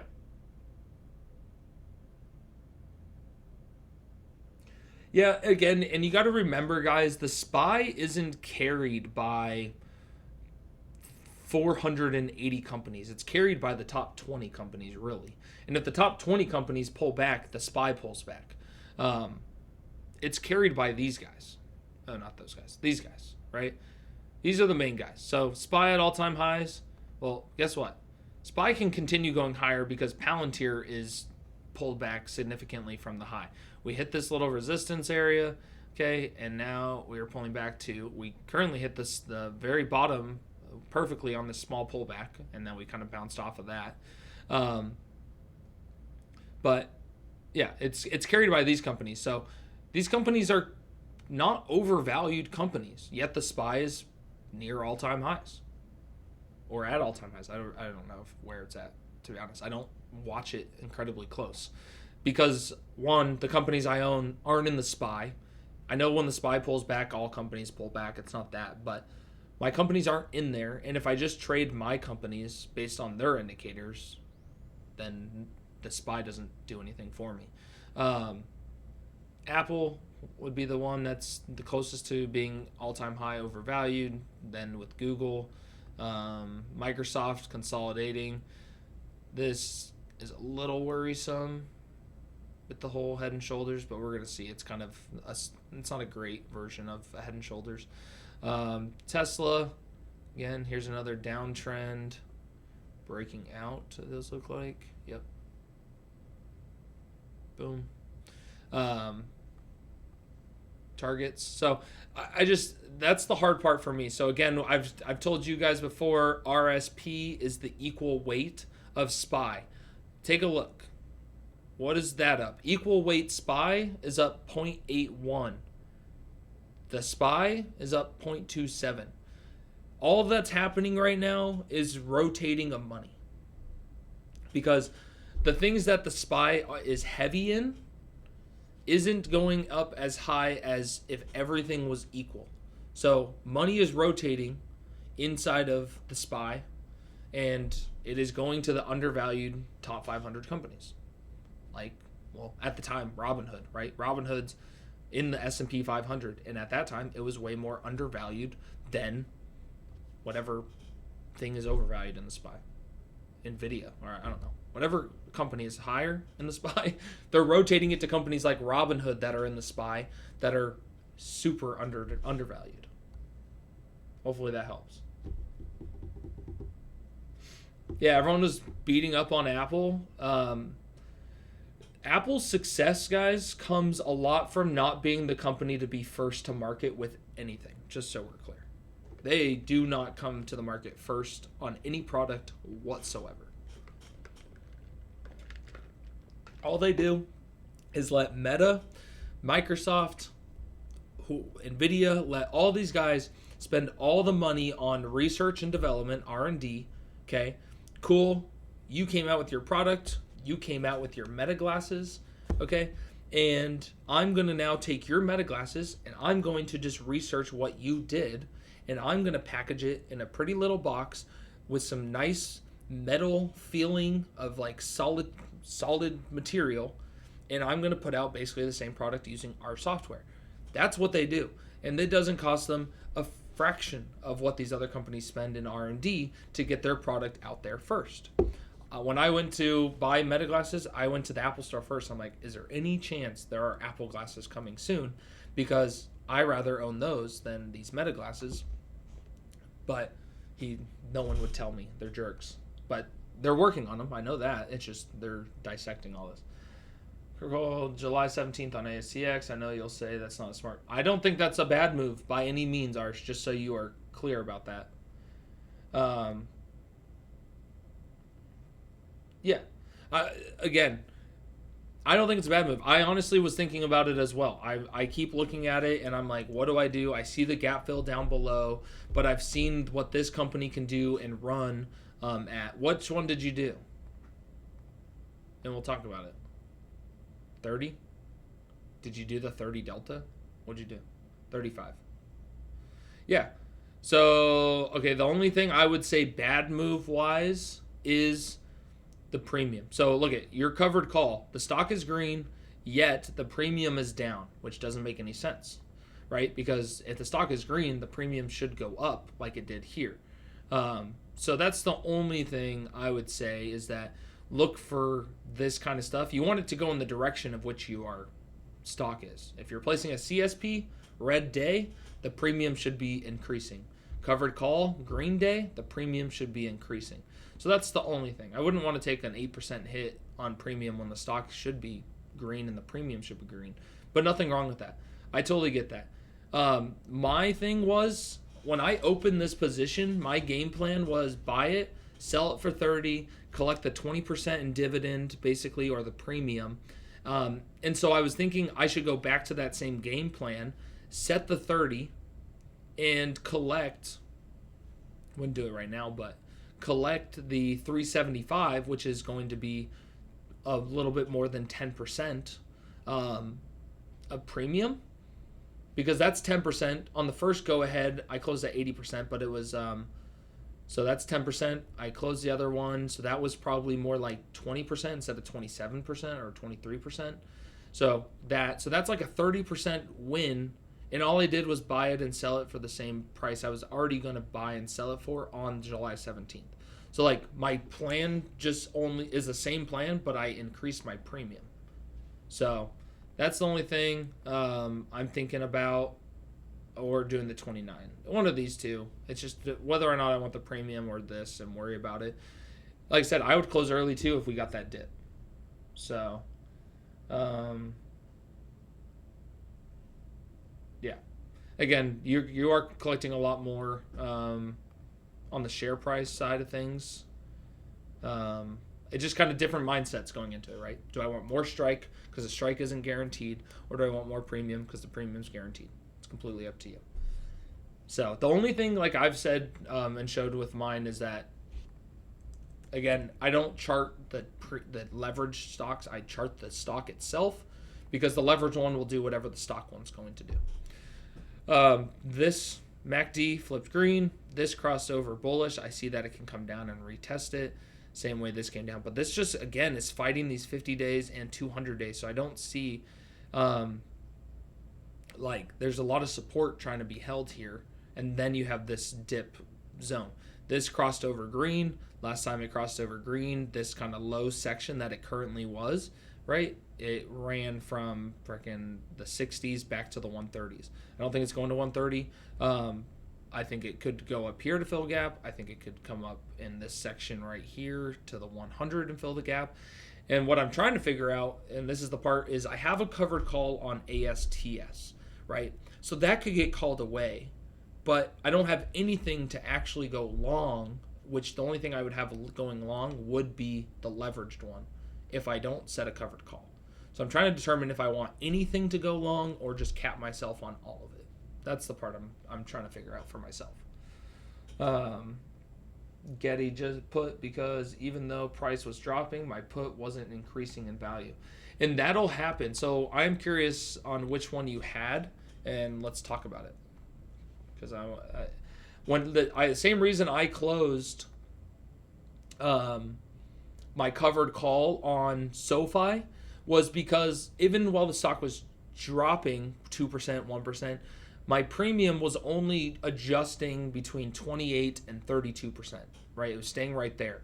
So in order to get all of it, I realized it didn't matter if it dropped a bunch. I needed time to go by, and I didn't want the whole time. I thought that it would lose it faster. So I closed it, right? If you don't like the way the price movement of the stock is going and your options going at the same time, close it, reset, get yourself something else.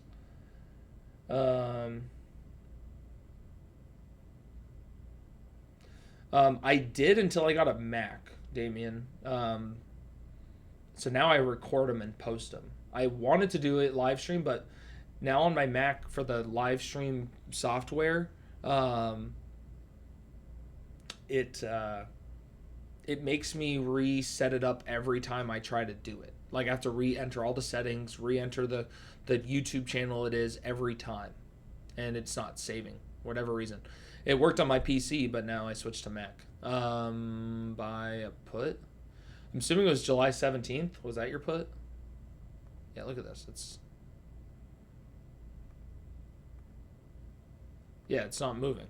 It's just there. I'm assuming no volume, high spreads. Okay. When you look here, like this spread is tight and everything, but there's just not a whole lot of activity happening. It's the main reason. You gotta focus on some of this activity and like this spread. I don't know which one you had or what was going on, but when there's just not a lot of activity, your options aren't going to move in the way you want it to move. And that's why, like, when I say like certain companies are better to wheel than others, it's because some of them have better option activity going on. Like SoFi spreads are like usually a penny, 2 pennies. So like you're going to get filled and it's going to pretty much be consistent. But when you have things that are like 35 cents to $1.05, it's just a tough game to play to get the fills you want.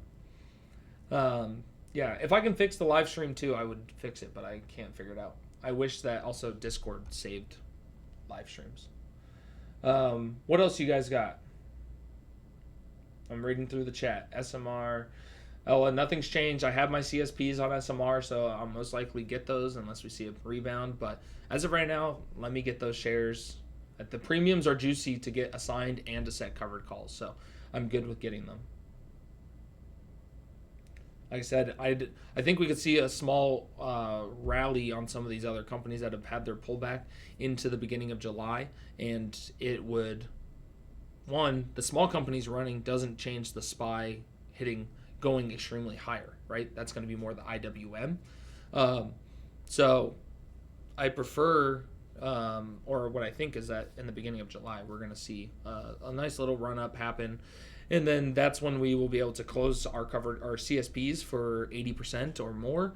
Or if we do get assigned, it'll be time to basically place a covered call the second you get assigned as it runs up. So as of right now, nothing's changed. If you're worried about any positions, I would just roll, move it to August, give yourself more time. When it rebounds, you'll close it for 80% and be good.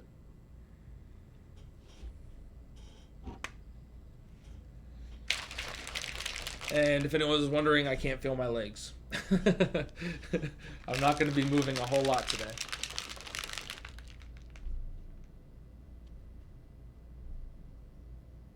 Yeah, I think you'll have great covered call times in July. And we've posted some seasonality stuff in there as far as, and I'll pull some stuff up for you guys. That about the midterms and everything like that.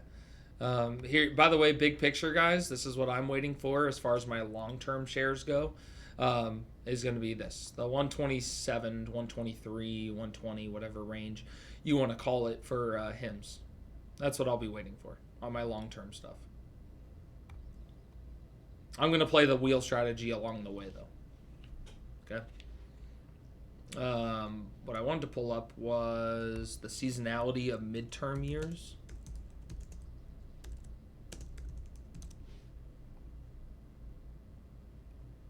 Alrighty. First of all, here's your drawdowns, max drawdowns, biggest drawdowns, midterm years. They can be violent. They can not be violent. It's a mixed bag, but there is a drawdown. And we've had a drawdown already. Nothing crazy. I think 3% or 5%. So that could be the biggest drawdown. No one knows the answer. What I can say is after a midterm year, your forward return is 10% to 66%. It is a big year, the following 12 months from the drawdown, okay? So whatever drawdown could happen in the midterm year like this year, right? Which again, Mr. Taco is watching the stock market, so I can't imagine if we do have one, it won't be a quick recovery like he tends to make happen, right? He knows what he's doing. His investments. He's protecting himself. He wants the American people to be happy about the stock market and institutions and businesses. So just keep that in mind. I had Chipotle last night after we got done at the gym at 9:30, and I was like, I'm going to Chipotle. I can't think about cooking. I can't do anything. Yeah, I agree. August, September could be the start of the drawdowns. We'll have some chop and stuff, and then usually October, then we'll see the rally back up. So I agree.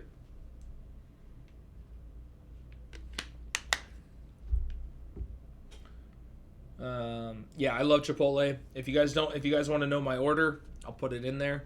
I pretty much can eat 3 meals out of the bowl I get made because the goal, you just ask for everything double except the meat. That's all you have to do. Whatever you get on your bowl, ask for double except the meat because the meat they double charge. So I can make 3 meals out of my Chipotle bowl for $9.80. There's no way they're making money. This is why their stock's going down, because I'm taking them to the cleaners. I go to Kava. I like Kava. There's a lot of competition in Michigan, though, for Mediterranean food. That's the problem they're going to have coming to Michigan, because we got a lot of good Mediterranean food here. You get a burrito or the wrap at Cavo? Sorry, we're going to get off topic.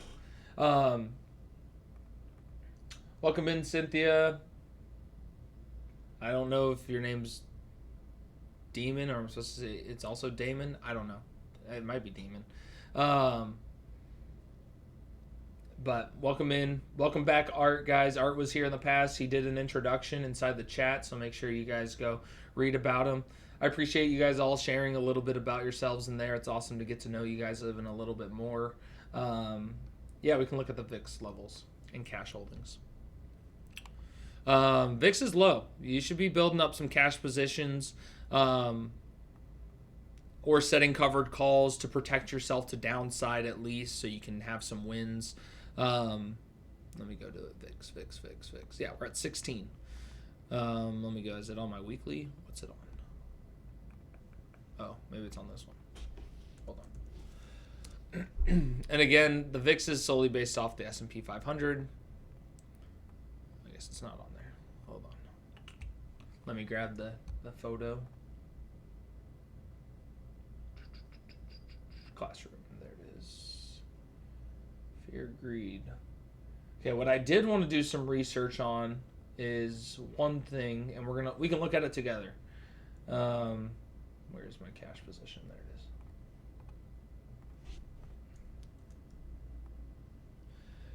is. I am building an investing dashboard, guys. I don't know how long it's going to take, but I am in the middle of building it. And it is going to have a VIX cash position widget.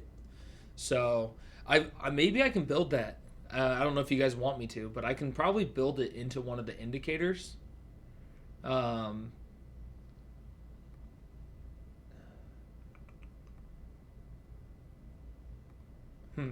have to figure it out. But one of the indicators, I probably can build like the wheel table where there's a VIX cash position, maybe. Suggestion. So we're currently at 16. So you're still in here. You want to be building up. Probably you want to be towards the north end of 20 to 25 cash. Only thing I want to do some research on, because this is kind of not the first time, but it doesn't happen very often, is let's pull up. I haven't looked at the index today. Let's see where it's at. Okay, so we're in fear. Okay, this is the part. The VIX is low, but we're in fear. Okay, we can always go to extreme fear, so I'm not saying that there's not any downside, but during these times, right, this is like an adding time, and this is a buying time, right? And then when we get to this greed, extreme greed, this is when we want to be selling. So, two things. One, build up some cash or don't be in heavy margin, right? If you have been in the market for a while and you know how to use your margin and how to manage that kind of stuff, right? Building up cash is, and this is, again, I'm talking, each person's individual. There's a base way to invest, which is going to be that VIX one, where if you don't use any margin and you need cash on hand to make money, okay, you need to be building up cash. Okay, that's one. Two, if you do have margin, being all in a market is okay if you have and know how to manage 10% margin, right? So if I'm not in margin at all and I know how to use my margin, I know I have 10% cash because I have 10% margin that I'm willing to use. I'm not really willing to go deep into margin, 50% of my margin. I don't do that. 10% of my margin, yes, it's not going to happen. I'm not going to get margin called or anything like that. So you have that side of your luxury, because when we are in this section, we're not a huge fan of selling. Also, building cash, you need to have a company that is overvalued, essentially, right? Companies that are undervalued with an RSI of 30, RSI of 20, RSI just dipping under 40, those ones are already kind of done the pullback that you're currently holding. So no sense in selling those ones to build up cash, because you've already held through the majority of that pullback. Okay. Now, if you have companies like HIMS right now, and you need to build up some cash, you either need to decide whether or not you are going to just trim it outright, or if you are going to set a covered call to build up cash. Those are your two options on that one. Oscar, I would say, based on what we talked about with the bearish divergence, you probably want to be trimming that one more than you want to be setting covered calls. Okay? I think your covered call would be like 35 for Oscar. Covered call on HIMS would be basically 40 or higher to build up cash, or trimming the positions themselves. Okay? But you want to trim things that are overvalued based on RSI and build up cash. If your things are already undervalued, there's no sense in trimming that stuff right now. The downside is very little. Could you set a covered call? Sure. Set a covered call if you want to try to generate some sort of thing, cash position, but that is it. We've talked about it. The weekly is plateauing, but we did not break through on the momentum side of things. So we're kind of just consolidating. I'm sure if we take a look, it's going to be, again, they did say not to chart really the VIX because it's not following a standard pattern of any sort. It's just a volatility index here. But it seems to be holding this 1585 before it does do a bigger spike. Okay? Because here's one. This was a lower low, so that's good. But boom, went higher, and next one could be the higher move. Again, I think that it's not this week. I don't think it's next week or the week after that. I think you're going to have a nice little run in July, and this VIX is going to kind of bounce between this 15 and 20 range that it's been bouncing in for the past couple weeks here, and we had the big spike because of the war situation. But I think you're going to see a little bit of bounce inside of this little range here to kind of swing, rotate out of overvalued into undervalued positions. And then when you get this little weekly alert, okay, that's when you're going to want to start to set the covered calls and or start pulling position. So I think, like we said, I think you got a week, 2 weeks of time to the mid-July, second half of July, to kind of build up that cash position. I don't think it's today's the day to build up cash, but you got the 3-day weekend, short weekend, and everything like that. Where's our space? Is it going back down? No, going up. So hopefully that helps. Okay. If you guys have a suggestion where you think I could put the VIX cash indicator, Master Elite, something like that, I don't know if I can put it on, maybe. What would it help? On the Momentum Elite? Maybe. I might be able to put a little table in the corner of a Momentum Elite. Would that help you guys?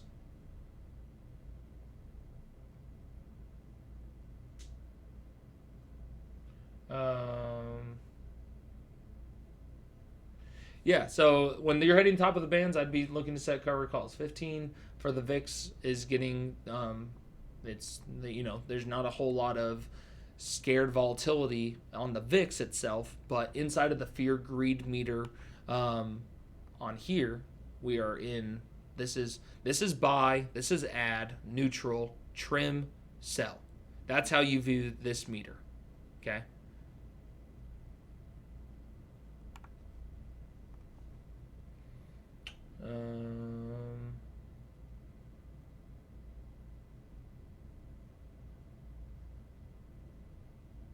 That's great. Look forward to seeing a section on investing. Cynthia, I don't know what that. I know what it means. I mean, I know how to read, but I'm not sure what that's referring to. I'm sorry. I didn't read it in time while I was talking. Cypher, you should have already trimmed to build cash. Yeah, Cypher. Yeah. I mean, again, and we did it. With IREN, we set our covered call. We made whatever I posted, $4,000 or $5,000, whatever it was, or 4,800, right? I made that money. Is it drawing down a little bit more? Yeah, it's drawing down a little more. But I made my $5,000 make. Now I'm just waiting for the next run up to happen. Right now I'm doing the CSPs to capture the downswing. Then we get the next run up. We set more covered calls. It's the same cycle, right? There's ways to make money.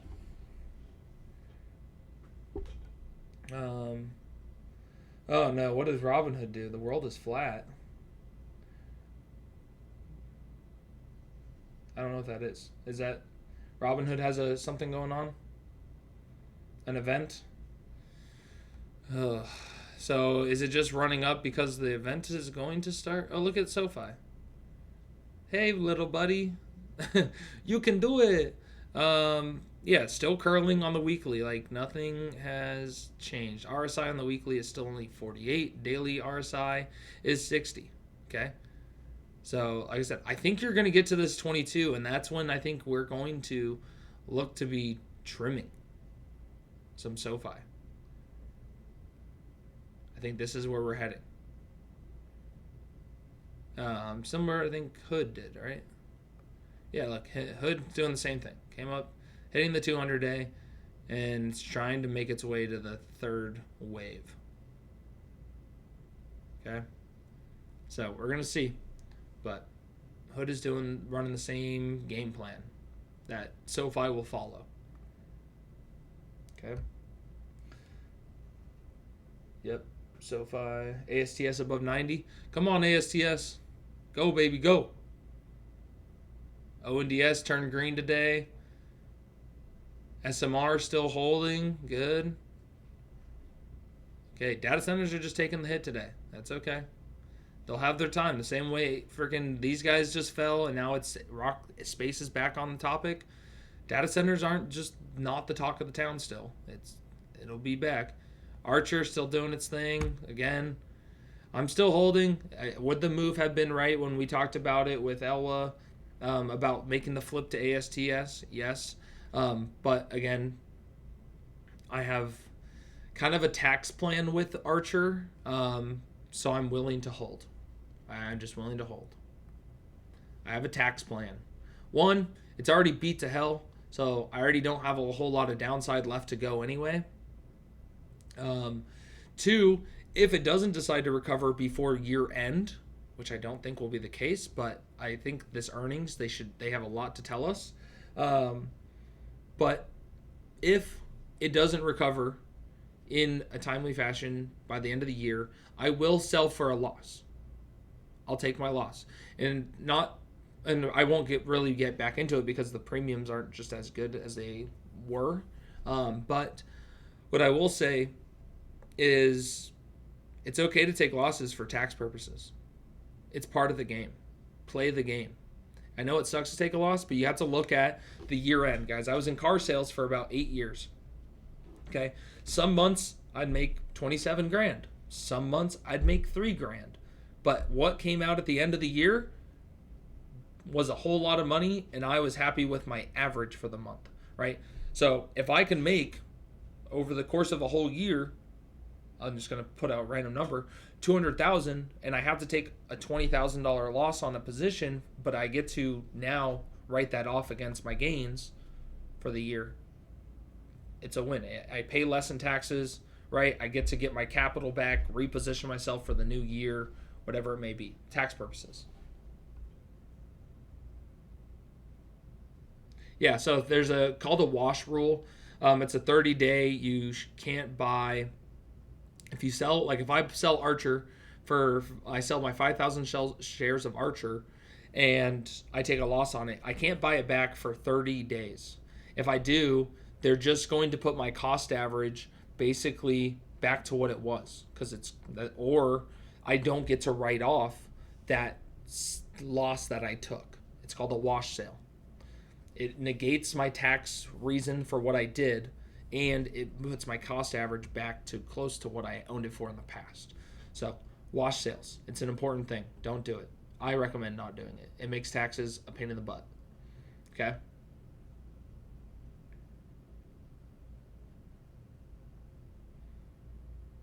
Yeah. I think so. But I have a few others that do see Archer seeing the bottom here on its way. Like we've talked about, the trend line could be into the low fours, which it's already kind of there. So like not a whole lot left for me to lose, and a lot more to essentially gain than what I have to lose left on the position. So for me, again, this is going to be, and I'll pull up the other charts while you guys bring up some other good ones here.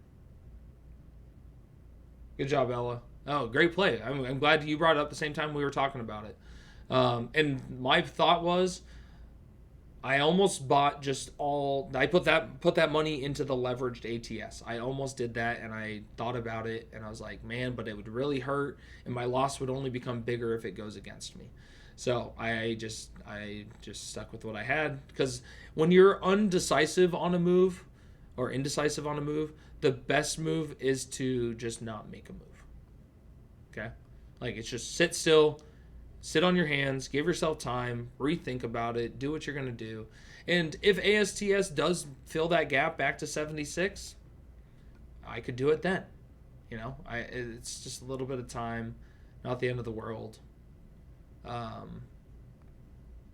So what I wanted to show you, I asked him as well, I think, about Archer. I just was curious on his thoughts. When I was game planning, I was going to see. So let's see here, June 21st. Aerospace company, blah blah blah. The next turn higher is setting up. May need to see the price consolidate through the weaker seasonal fall months before the reversal begins. I'm keeping an eye on it. I'll alert when. But he's seeing the same thing, kind of downtrend. Hit this bottom trend line that we've charted, that we said if it can't hold this, it will fall down to the low 4-1. And then if it follows the same angle in which this previous time when it hit and skyrocketed, touched and skyrocketed, it will follow the same move. Okay. We'll see. I'm going to hold out just a little bit and play my tax game on it. And I think I've had some of these shares for a while, so some of them are long term. So I might need to just hold on to them too, because now I get a tax advantage if I do sell for a win, because it's only at a 15% tax versus a 37% tax. Trump will be on CNBC. Cool. All right, so there's always a tax game. Good job on the slingshot. Good work. Yeah, ASTS space was a good buy opportunity. That's what we're looking for. And stuff like that. So I think, to be honest, account might be at all-time highs. Ever since I broke my account up into different portfolios, it's really hard to track. Also, withdrawing money out of the account makes it hard, because obviously you withdrew it, so now the count's down. So I kind of have lost track where my all-time high is, but I think that I'm at it, I think, today. And that's without SoFi even being where I would like SoFi to be, or Hims. And that's with Archer being down. That's the other thing. I was like, yeah. Alrighty, so now we got ASTX running. All right, where are we going now, Damien, with your ASTS? Yeah, that's kind of what I'm holding out for, because this company, I have no problem sleeping at night.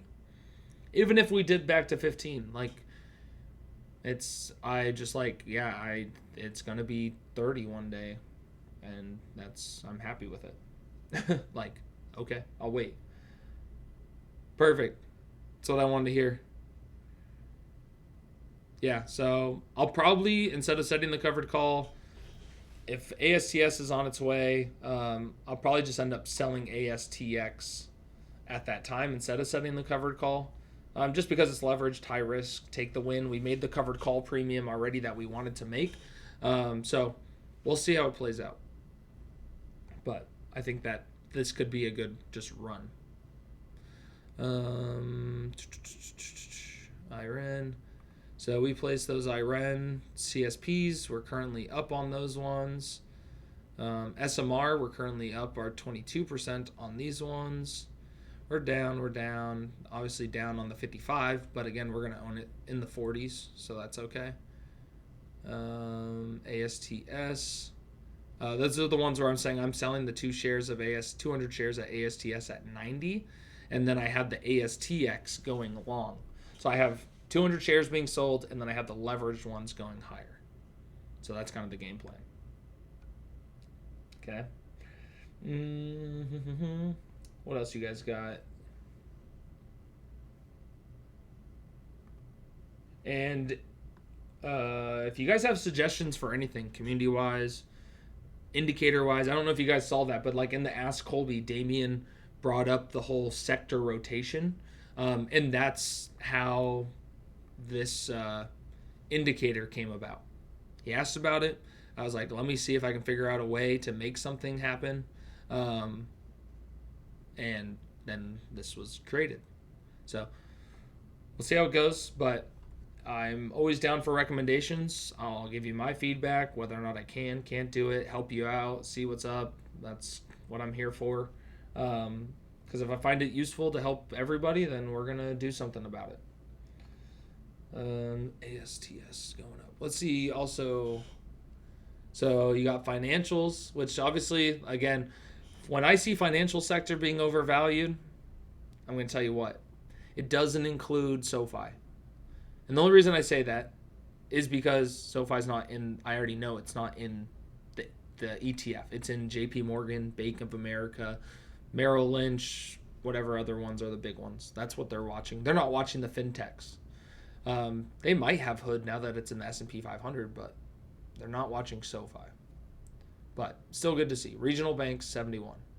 Airlines, 74. Biotech, 76. Cybersecurity, 74. Tech is 53. We're getting into this. Tech semis are now becoming undervalued. So, watch. Space is still 48, but you can see this little red arrow. I know I'm like over it, hiding it, whatever. Can you see it? Anyway, this is a red arrow on space. Space was lagging, right? We had the pullback. Now you can see that the momentum is the direction of momentum is going higher. So it's increasing. Okay. There's a little legend at the bottom here that helps you understand what the numbers mean as well. Okay. Yeah, and as far as SoFi for Pat, what you're saying, yeah, that's kind of what my game plan was for SoFi and why I'm like, yeah, I just need to be able to sell. When it gets to that point, I just need to watch when it comes to that 200-day moving average. If I see our momentum indicators kind of hitting a top, curling to the downside, kind of what's going on, or if we still have more upside.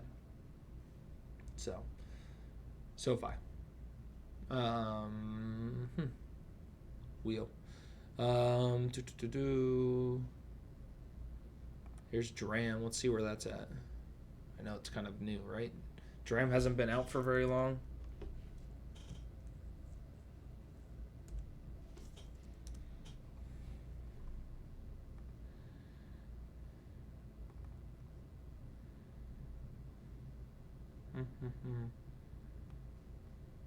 Well, it came down perfectly and hit this golden and then up. So that's good. Now you have this one, bottom to top, coming down. Let's go to the smaller time frame just because of this. I don't think you're there quite yet for the reversal. You can see this just isn't, like, everything's not in same motion. This is still going down, still spacing here. This is up here curling down. This is still down, pointing down. So, like, we're not in any plateauing, curling, anything like that for memory right now.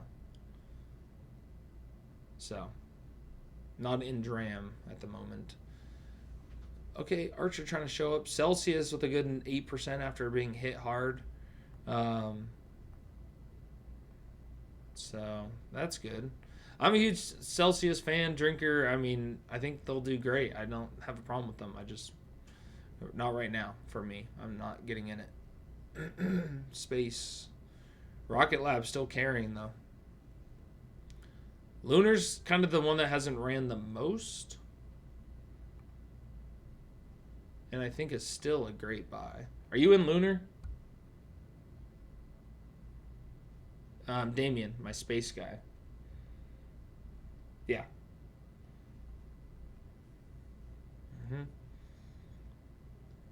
You at least see it going back up to like this 29 area, I'm assuming.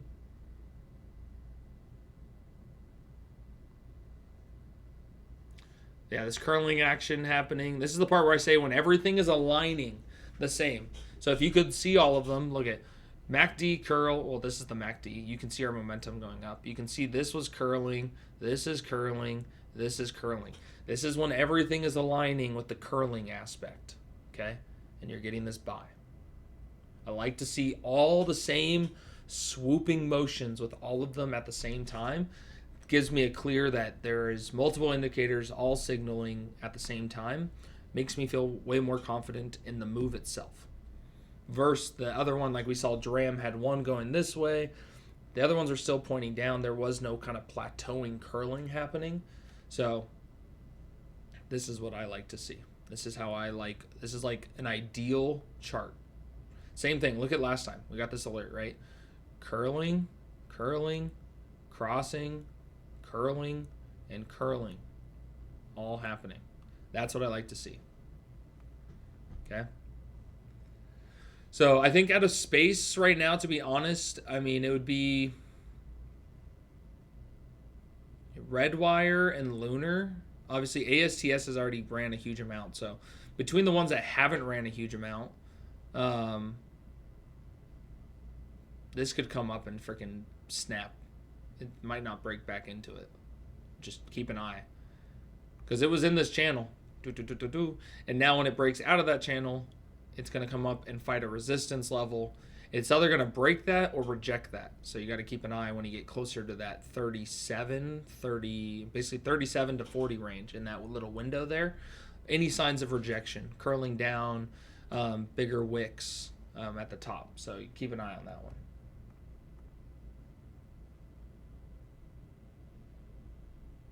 Is that for... Oh, Lunar. Yeah, there it is. Yep. I'll go back to it. Damien seeing the same thing. 29, which is kind of where you have your green and trend lines kind of all at. So, yeah, right near the 50-day moving average. And I do have a question. Let's see what everyone thinks. I always like to get feedback, so... So our bull bear line, I think I worked on it a little bit. Let me see here. Let's see here. What did I name this thing? No. Anyway, I can give you an example, I guess. Let's see. Okay, I saved it. Okay. Real quick. Do you see this? How this is red and then flips to green. Okay? This is a moving average ribbon. So the 200-day moving average and how I want to set it up. Oh, we got news. We got news. Big news. Micron, a truly great American company and one of the hottest anywhere in the world, has announced its historic $250 million investment in Trump accounts. Okay, yeah, that was announced earlier. Wow. Yeah, so Micron's just going to have Trump's support throughout his presidency. So that's great. I can't read that whole thing. But basically how I take that, Micron feeding the guy who's going to make sure regulation and anything that they kind of need gets pushed in their favor. So that's one thing. Okay, so as far as this ribbon goes, so I was thinking two things. Leave the bull bear line how it is. Okay, or this ribbon. Okay, and the thought process is that this ribbon is, and how I had it made was the 200-day, and our bull bear line is a offset of that 200-day. Okay, so as you can see here, when the 200-day crossed over the bull bear line, this ribbon became green. When it crossed to the downside, yellow over the blue, it became bearish. Okay, so there is a ribbon effect that could happen. And then inside this window is typically a buying opportunity to get into. For example, we can see what SoFi, for example, looks like. There you go. Okay, so green along this whole way, right? Bearish. Obviously, we still like to buy. I'm not saying that, but there's this like window. Instead of it being a one solid line, there's like a window. I don't know what your guys' thoughts are. So, that's all I was sharing. Or you can have them both on there. Whatever you guys want. I just was giving out ideas and thoughts if it helps people. Adur, still solid. Adur's great.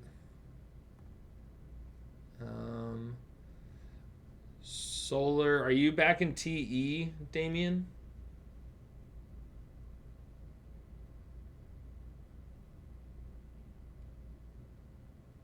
Okay. I wasn't sure with their whole solar announcement, trying to get away from China and all that kind of stuff with solar.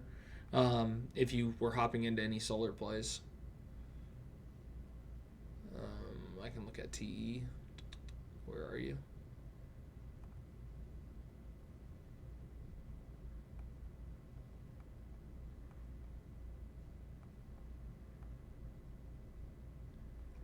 So we got still going to 14. Did this come down to the 1? Not yet. Usually it does come down to the 1. Oh. 2. Wait, 2. Wait, hold on. 1, 2. Oh, yeah, that's right. Okay. Home run is the 14, is what you're looking for on TE. It hit the second squeeze target, but not the home run target. As far as indicators go, we do have curling on the upper half, which I know Damien is a fan of. So that's good. Here, a little bit of a mixed bag. But like I said, I think the solar play with trying to kind of box China out of it, being our energy source, is a good sign. So, what else did you guys want to go over? Strategy, suggestions, chat, learning lessons. Open.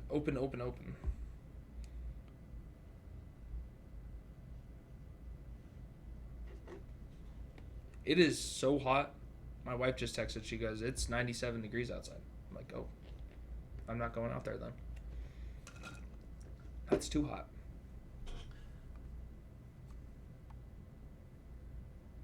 Awesome.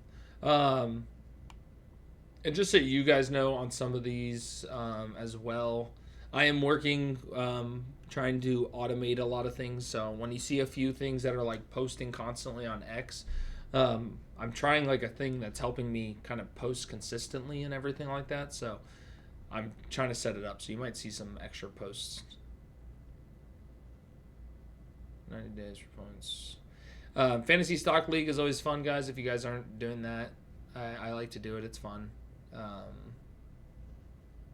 Trying to see rate hike bets hold firm. Fed Chair Warsh declined to say whether Fed will raise interest rates at its next meeting, stressing policymakers will wait for more data. Meanwhile, the market expectations remain elevated, with Kalshi pricing in 68 chance Fed rate hike before July 2027 and 53% chance before the end of 2026. The problem I also have with this is, how do you have this happening, but you also have the least odds of like a recession happening at the same time? You would think that the odds of a recession would be going up higher the longer they're waiting for a rate hike to be made, but rate hikes are very high likelihood. I don't know. Doesn't kind of align. I don't do any sports betting or Kashi, whatever, prediction markets. Let's see if anyone's saying anything in the chat room. Miguel's placing some trades. He opened up some long calls on Iran. He opened up, he closed CoreWeave and opened Iran. He switched it up.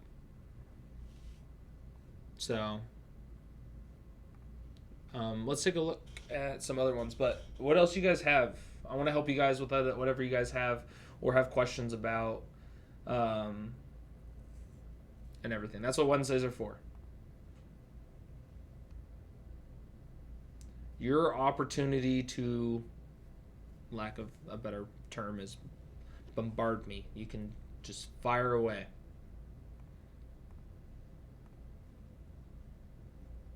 Nothing? Because I'll just continue talking in circles.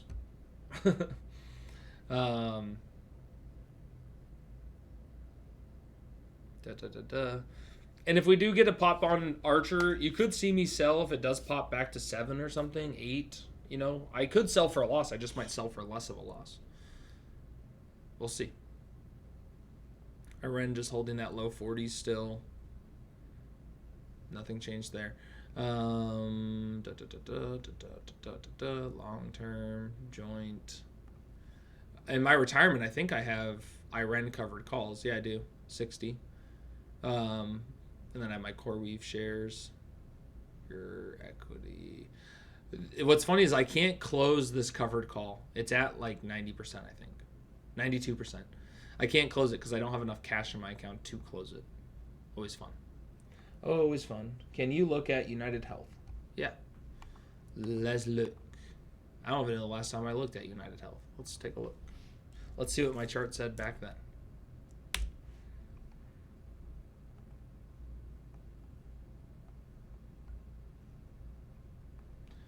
$200 weekly weighted moving average. So midterm years has shown historically that healthcare sector leads in returns, and financial sector is second to leading in returns. That's one thing. Sorry. Let's see here, daily time frame.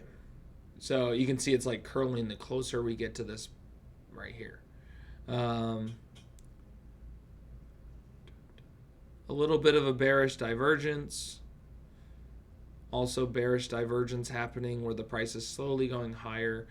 So I imagine there is a pullback to be made here, and it'll probably come back to this range of about 360, where this like top is right here. Just based on hitting this. This is a 200 weekly weighted moving average, is an important moving average. So it's gonna come up, try to fight it, break it. Let's pull up our handy dandy support resistance levels indicator.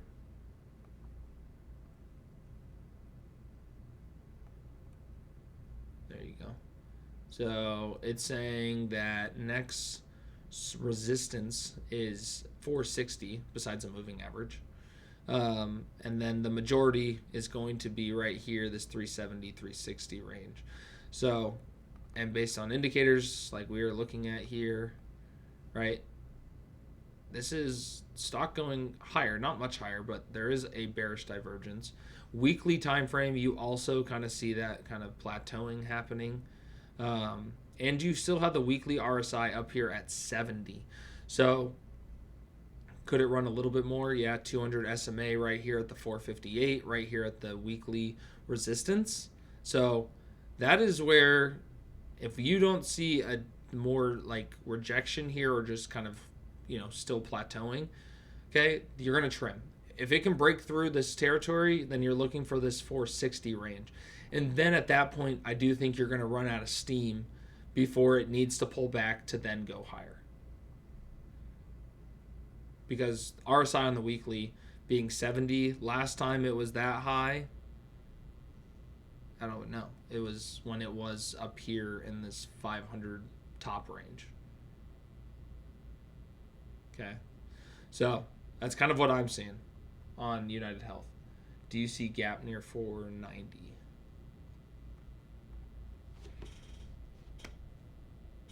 I was like, what stock am I thinking of? Alrighty, let's see gaps, daily gaps. Gap up, you mean 490? Yeah. I mean, the start of the gap is 490, and then you have all the way up to 580. You have a big gap. So what you would want to see, like, I know going straight to fill a gap would be amazing. That's what I don't think happens. What I think would happen is you're going to have this come up, come to this 460, pull back. That way it can then take from the pullback to then go fill that gap all the way up to the 560, 580.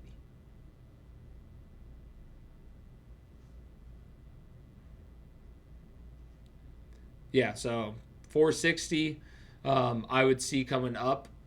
Probably gets the RSI a little overvalued to the point where it does need to breathe for a second. Pulls back, and then after that pullback completes, it'll then should head to the gap fill. But healthcare during midterm years has proven to be the head winner. Was that on Livermore, Damien? Did he was the one that posted that? I can't remember.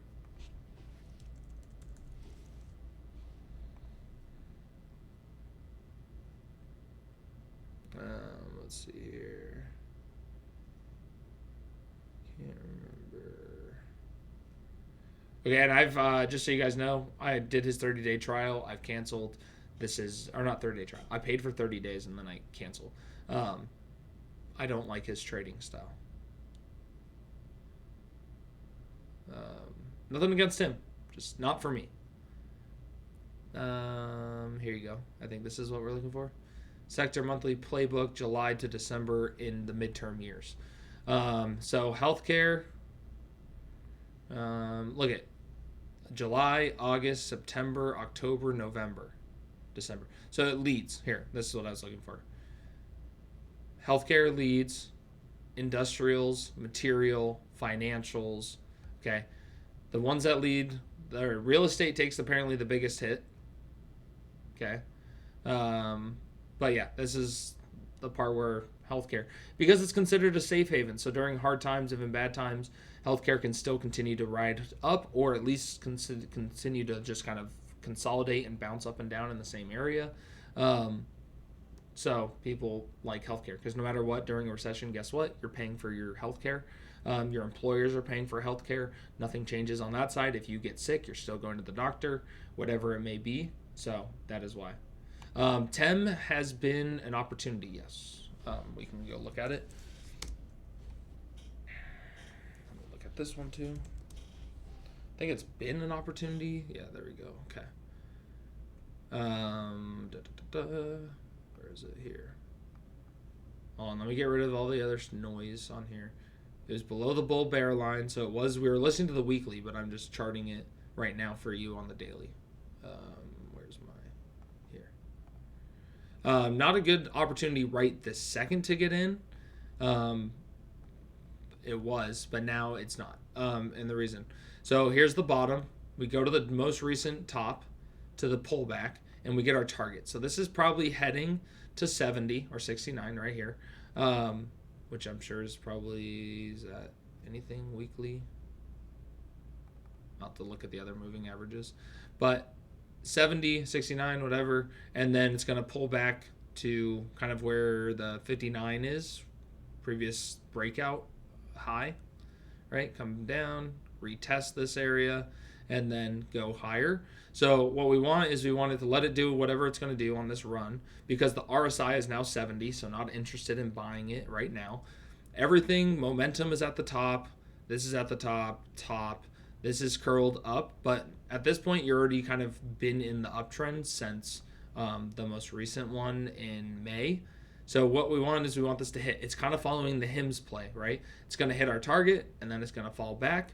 That's when we would re-enter or add to our positions, and then we'd get the next ride up. So, yeah. Buying TEM now would be like buying HIMS right now, right? It's not time. If when HIMS does this one, hits this target, and then pulls back into this section, then it's time. You can add again the risk reward consolidation after, but they're pretty much following the same path right now. Hopefully that helps. When in doubt, I will say look at the RSI. That'll tell you whether or not it's a good time, okay time, best time. Like that's the simple one. Like this is why I say like here's the simple chart. Like it's even outside the band, hitting the 200 SMA. So like it's currently like ideal time to probably just look to be setting a covered call. And if we're looking to set covered calls, or this is telling us a good time to set covered calls, probably not the best time to go buy the stock. Hopefully that helps. Yep, healthcare, good defensive. Absolutely. Let's see here. Data centers still down. SMR still holding. Come on, keep going. Don't stop. Won't stop. This is the part where I was saying, like, also, like, look at the RSI. RSI is 53. So, like, this isn't the time to go buy ASTS because now we're on the upper half of this. It's kind of like a band, right? Buy on the bottom half of the band, sell the top half of the band. It's the same idea. This charting system, by the way, helps me. Just like this is how I started trading. I didn't have like this custom indicator. I was just using Yahoo or Robinhood, but overall, this helps me just like look at my roots of how I started out and like, okay, back to basics. Let's see what this looks like. Like quick glance, buying or selling. Where are we at right now? And then when we want to get into the more technical analytical stuff about the momentums and the curving of everything and the stochastics and the volume and all that kind of stuff, that's when I kind of do a deep dive into this on this side. Okay. What else you guys got before? Look at Oscar's doing the 10%. GRR still doing its thing. Came back perfect. Hit our golden target. Pulled back to the golden fib. Heading up to the home run. Charted it. It's been the play. It's done great. Didn't in it. I didn't choose that one. But I was saying it could be and will be probably a good one. But I didn't hop in it myself. The option volume and everything was just too small and I didn't do it.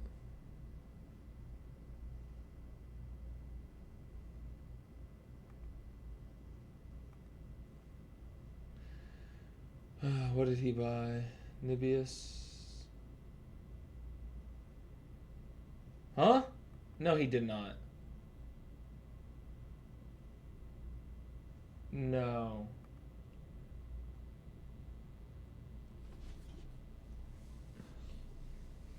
This is the part. He's in another community, right? I'm assuming, Damien, that's how you talk to him in another community. Those communities, some of these communities, guys, just they're not there to help everybody. That's all.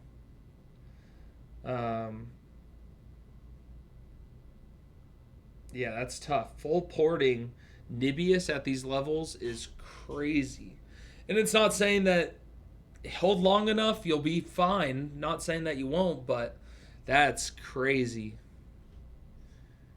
Phew, 266 and just down like that. The good news is I see it going higher. Bad news is it's probably going to take a minute for Nibius to do it.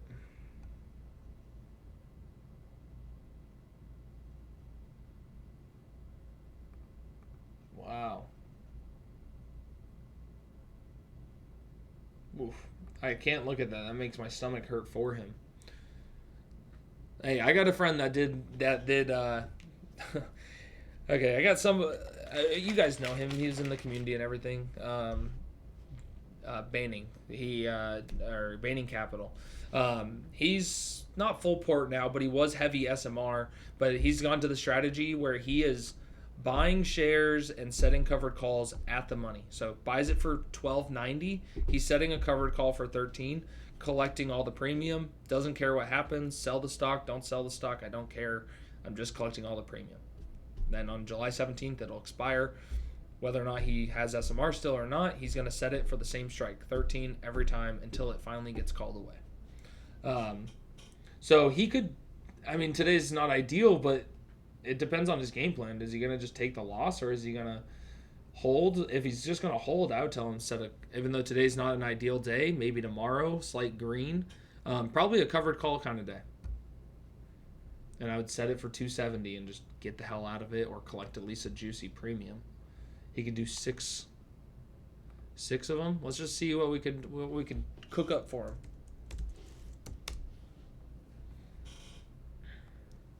All right, sell call. To be honest, for him,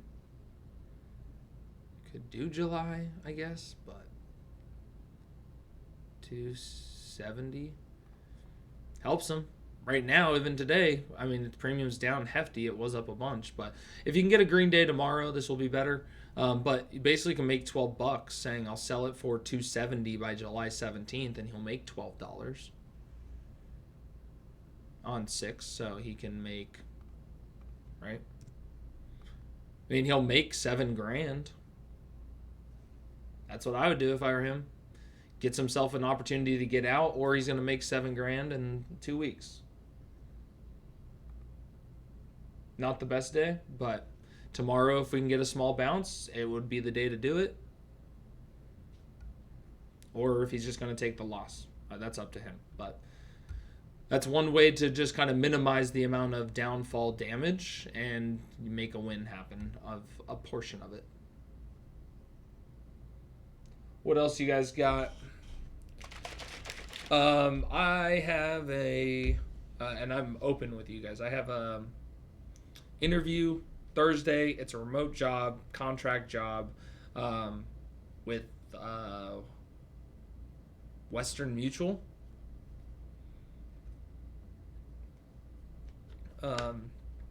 For life insurance. So we'll see. I'm not even fully set on it, but I don't know if you guys know. My part-time job that I work from home will be done tomorrow or today, last day. Yeah, they just can't afford any employees right now, so they are letting us all go. So I gotta find something small that just with my free time. Until we make it big, guys. Until the group makes it big. But that's not ultimately my goal. My goal is to really just help and have a really good community like we have now.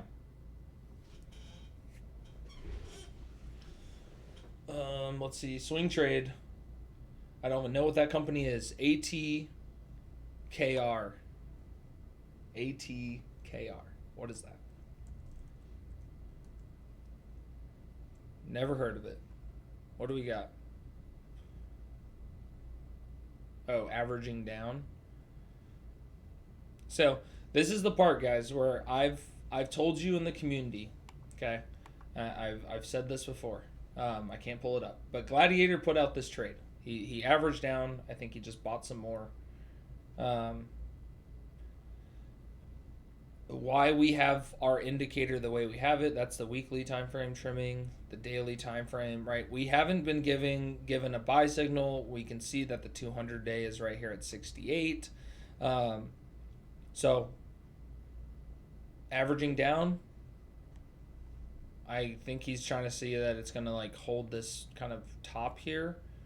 And it could. It's in its consolidation. I get it. But you look at your indicators and determine whether or not you want to follow his trades. The same way we use the whale flow is like a stock screener, right? Hey, this whale just bought $32 million worth of Cypher, right? I should probably go look at Cypher and see what our chart says. And should I play Cypher, right? It's a stock screener. Same thing. He sees things that he sees using whatever tools he uses to buy options, and he's good with it, right? And he has his stuff and his ways of things, but you got to go to our indicator. Our indicator trumps, to me, everything else that people are talking about, right? And I want to look at that. So if they say to buy something, cool, pull up that ticker on our chart, see what our indicator says. If it says the same thing and you like the play, then you do it. But those are meant to be kind of like stock screeners and ways to like find plays that you want to make. Because as you guys know, I'm not the most active trader. I think I'm fairly active. I'm even more active than I probably want to be, but I'm not the most active. I don't have a play every day because I do a very small portfolio. I only hold so many companies, right? And once I do a covered call, there's 30 days of me not doing anything, right? Ultimately, like I would have like hymns. You could not see me make a play on my hymns until August 21st if it just never pulls back. That's if it just never pulls back, right? So like my active trading is not very active because that's the goal. It's not to be active. So yeah, that's why I put those guys in there. That's why I have the way it's set up, is to give you guys ideas and plays in the market, because everyone's portfolio is different than others and some like to trade other ways. So we've really built a well-rounded kind of machine inside of the system, for everyone to have something or an activity inside of the Discord to be happening for you guys to kind of make a play. So nice. Sweet. Good job, Damien. This will be recorded, so he can definitely rewatch, and when I post this as well to YouTube. Any questions? Look at QQQ catching a bid right now. QQQ, $2 million order, $2 million order, a $10 million order. So in the past, I don't even know what time it is. In the past hour, there is the unusual flow of about $13 to $15 million in long calls. So that's important to see, guys. That's why I like to see it. When I see these kind of orders coming in, and they were zero. One of them was expiration yesterday. What? 6:30. That must have been canceled. I'm gonna ignore that one.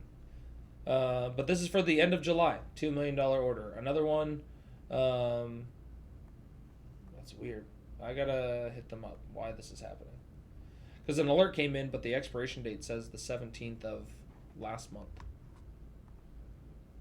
I'm pretty sure you can't do that. The CC and CSP works great for me. I made 10K in 3 months, slow and steady, getting my son into here shortly. Yeah, so covered calls and CSPs, guys, is a great way. Just like, for example, I don't know if I've shared with most of you guys in the community, like my wife was in a car accident last week. That's going to be the $1,000 deductible, right? She needs to also get new tires on her car, and stuff like that, right? So like you hit this part in life where you have some bills come up. She's okay. She's good. She's kind of getting out of the mental state of being in an accident. It's the first time her or I have been in an accident, so it's just new realm. But when these kind of things come up, yes, we have an emergency fund. Not a very big one. I don't have tons in emergency fund because our expenses in life are extremely low. And if I have to, life trumps your portfolio. Period. Okay? Life trumps your portfolio. So if I had an unexpected anything happen, right, and I needed money, I would immediately set a covered call on whatever it took to get that premium I needed to make my emergency situation in life not an emergency anymore, right?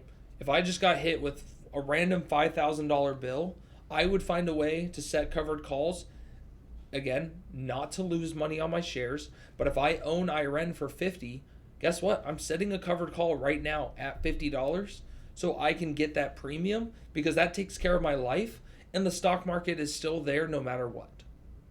Right? Life trumps all of it. So that's why I like the selling calls, making premium, because I'm just doing this to cover my life, right? That's what I'm here for. I'm obviously here to retire and do those kind of things as well. But when life situations come up, it's unfortunate. Guess what? Fix it and move on. There's so much time in stocks and opportunity all over the market. Handle what you have going on in your life instead of worrying so much about, I could have made more. Did you make money? Yes. Period. Done. Discussion over. Right? So, just that's an important thing. That's why I love doing my covered calls and CSPs, compounding, taking the wins as they come. It is what it is. Again, Sub and I were talking about it, and I posted it, and I thought about doing the challenge, where we just set covered calls right at the money and just collect 10% or more in premium every month. And all you have to do is 10 months. You don't even have to do 12 months. But if you can do 10% a month, that is 100%, 120% return per year on your portfolio. Just collecting the premium, not trying to get share capitalization or anything like that. Just the premium. So, and what I mean by this is, for example, whatever's low, IREN. We'll just go to it right now. IREN. Let's just picture right now you're buying shares $44. That's where it's at. 43.97. I would right now buy the shares, sell a call. You could choose. I would just go to August 21st, and I would sell them for 44. There you go. What is that? So let me just go to the calculator. Wheel calculator. Cover calls. IRN. Current stock price. We bought it for $39.97. Oh, whatever. $39.97. We set the strike for 40 for August. So 0821. Just one of those. And the premium was $7.45.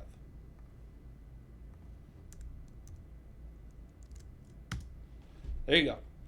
That is going to give you a 18.64% return in premium.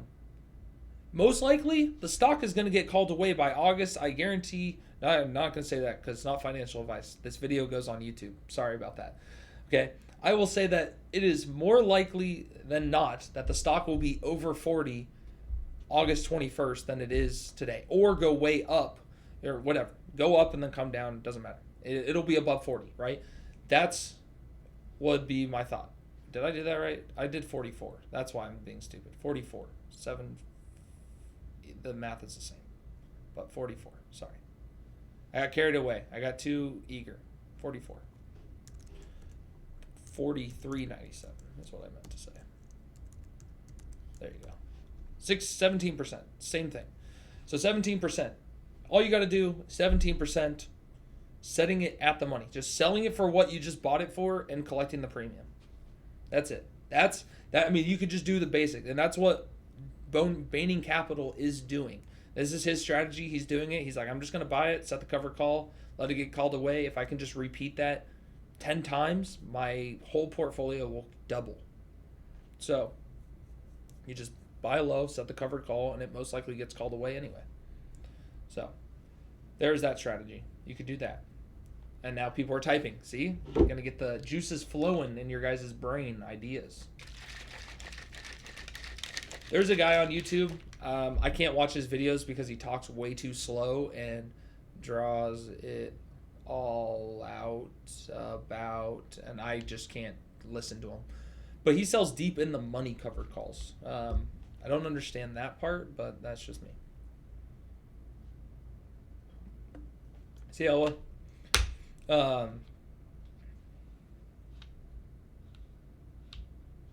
Yep, I agree. I think you'll see data centers run back up just like space did. I think IRN will go to 80 next.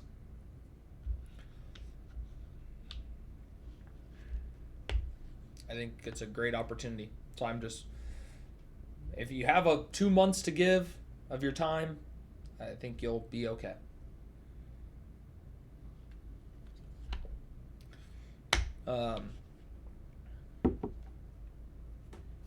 But yeah, that's one strategy you can run with getting that premium and collecting consistency and just making a ton. Again, it'll lead to 120% return, and that's just premium.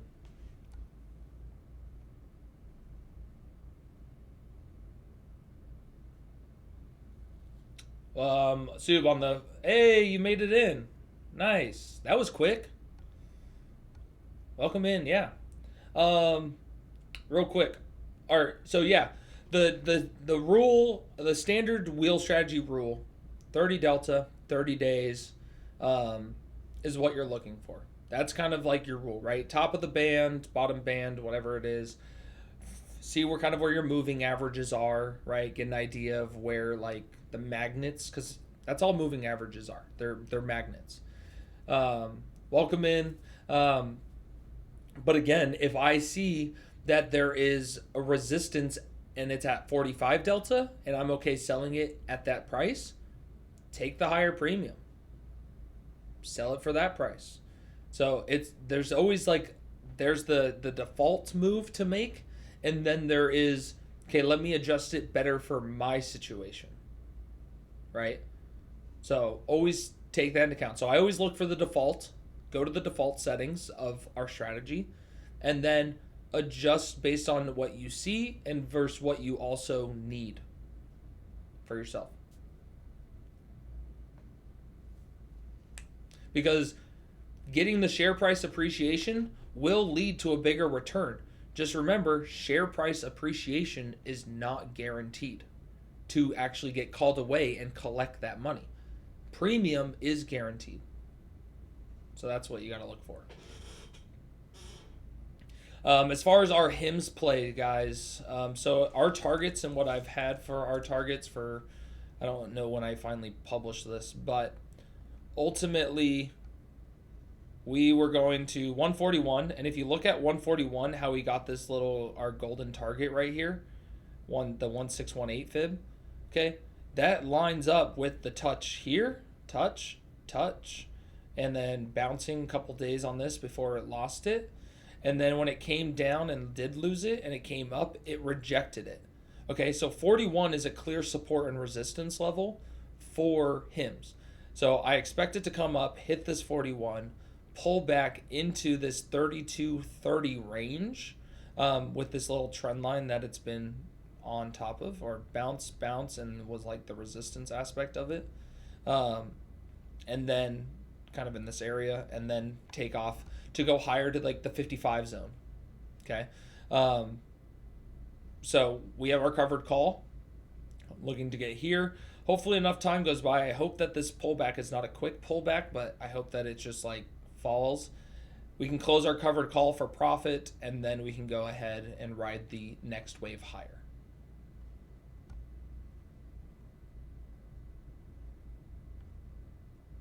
Yeah, so we can talk about your Nibius situation. And I feel bad. I'm sorry that you weren't in this community before doing that move. But let's pull it up. Okay, because here's our targets. First target was going to be 272. And then we were going to dip into these zones right here. Okay, which it did do. It hit this target on this week, and the following next week, it touched right to our 199. Okay, so good news is long term, this isn't the final target by any means. We have our final target being this 400, so that's good. But there is definitely some pain coming. You can see on our indicators here, we have some curling to the downside.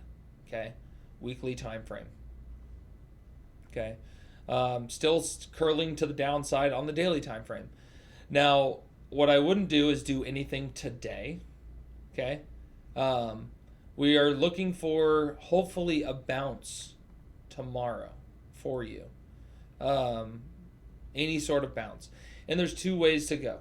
Okay. Two ways to kind of go about this. And I'm going to let you type before I answer.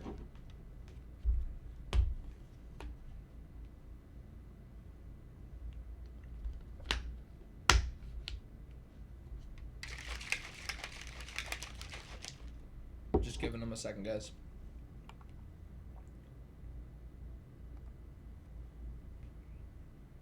All right, so the question, so he said, so right now I'm opening margin and I do not want to lose my money basically, and I don't know if they will margin call me. So what percentage of that is margin? What percentage of you is in margin? I guess. All margin.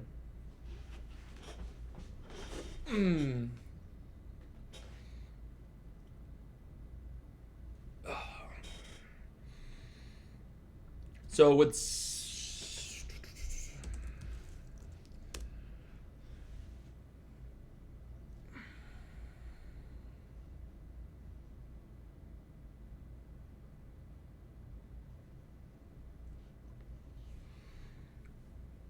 okay. Well, I'm glad you found the community. There's definitely some rules and things we do to protect ourselves, which we'll go over. But let's just talk about your Nibius thing. So what we can do to save you essentially, but there's a oh man, that's tough. So what you could do is sell a covered call. I would rather it be on kind of a day where sell call. Is this right? Am I on the right thing? I am on the right thing. Okay. Um,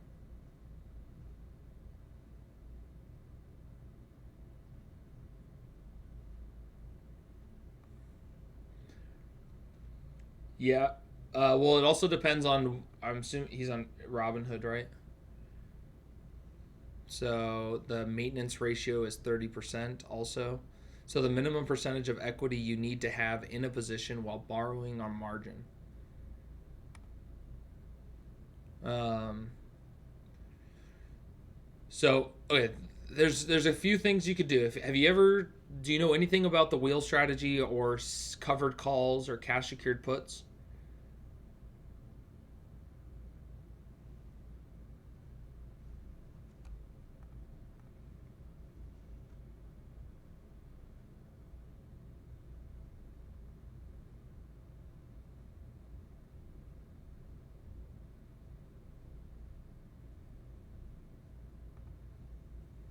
Okay.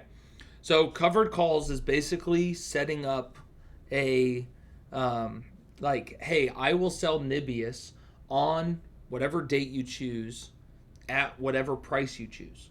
Okay. So if it goes above it or below it, uh, today, tomorrow, doesn't matter. But if you said, hey, I will sell Nibius on August 21st. So for this to play out, you would have to wait 50 days. Okay?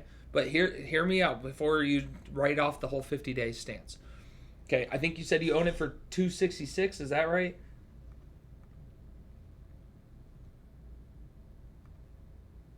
Okay. So, what you can say is I will sell Nibius for 270 on August 21st, which means you bought it for 266 and you sell it for 270. That's a win. Okay? Now, when you sign this contract saying I will sell it for 270, they are going to pay you $31, okay, up front. So, what does that look like? If you can only do it, one contract is 100 shares. So you have 600 and change shares. So what you can do is 6 contracts because you don't have enough to do 7. So you do 6 contracts. Boom. Okay? That is going to put $18,600 into your account. Okay? They're going to pay you this money up front. Okay? And then on August 21st, you are either going to have sold it for 270 or you're going to have made $18,000. But you have to wait it out. Even if it draws down to 190 to 180, you cannot sell your shares before August 21st. Well, you can sell the ones that are more than 600 shares. Yes. But this is how you get $18,000 into your account, which you said you're how much in margin? 20K? I think is what you said.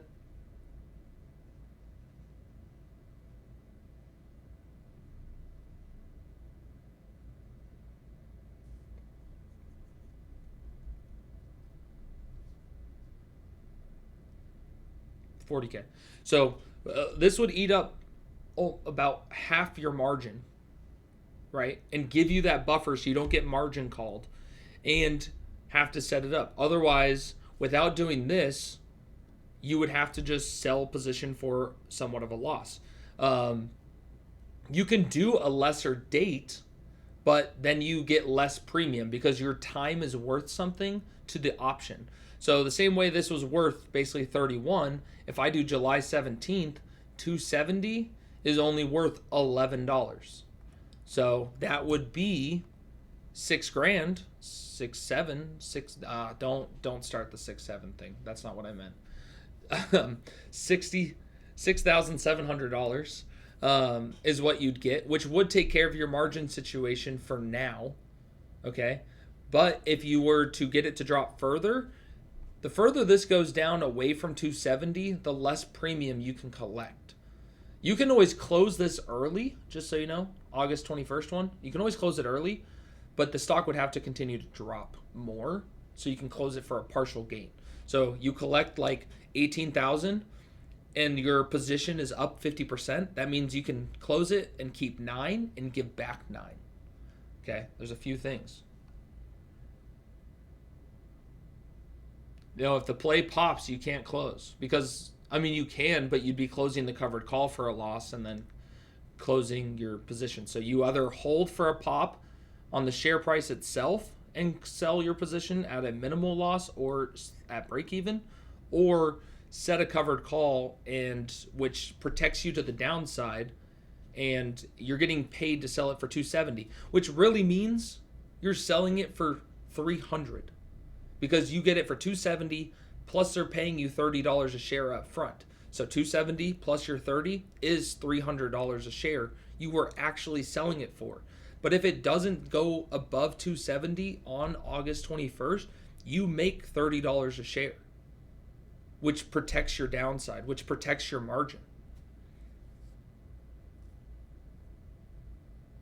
Yeah, pay back some of the premium or all the premium, depending on the percentage and all that, and then you can close the shares. Yeah, so you can do that.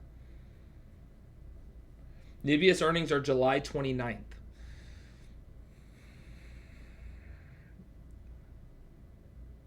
Yeah. Like I said, if it's going to fall right now, which based on indicators like overall the move is downside, whether or not there's a little pop in the day, sure. But overall, the downside is there. So we could see the correction happen through July, which if it does, his covered call would make him money, right? It would eat up half the margin, give him that buffer. And then when he goes ahead, he can close it when he believes that bottom is in, or we get an indicator, daily time frame to buy the stock. You close the covered call. None of it is financial advice whatsoever. Absolutely. It says it on the background, right? Yeah. Oh, no. I got to change it. Not financial advice. I got to change the background. I think it says it here, and let me put it. It's in the video. Oh, no, not in there either. Dang it. I have it on one of my things. Yeah. None of it's ever financial advice. I'm just telling you what I would do for myself.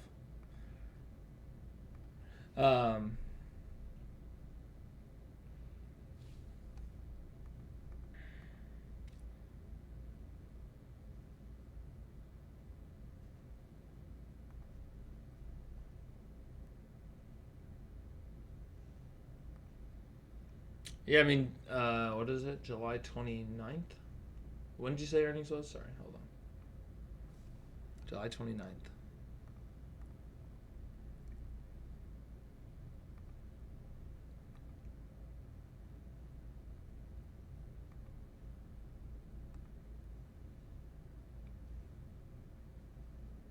You can get $15 a share on July 24th, $15.50. So, I mean, you can do that. There's nothing wrong with that.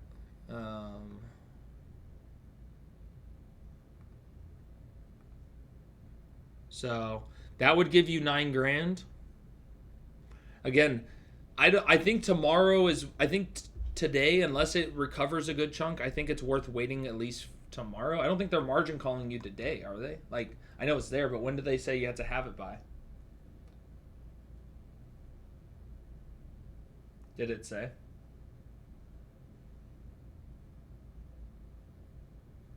Agree. I think though with him, the volume and everything's better, but he just needs a good lump sum of money. So he needs a $4 more, even for the week. More than it's about getting the exact thing that we normally look for, Pat. This is the part where I say we have our standards and then we need to adjust for the situation itself sometimes. Yeah, time is of the essence.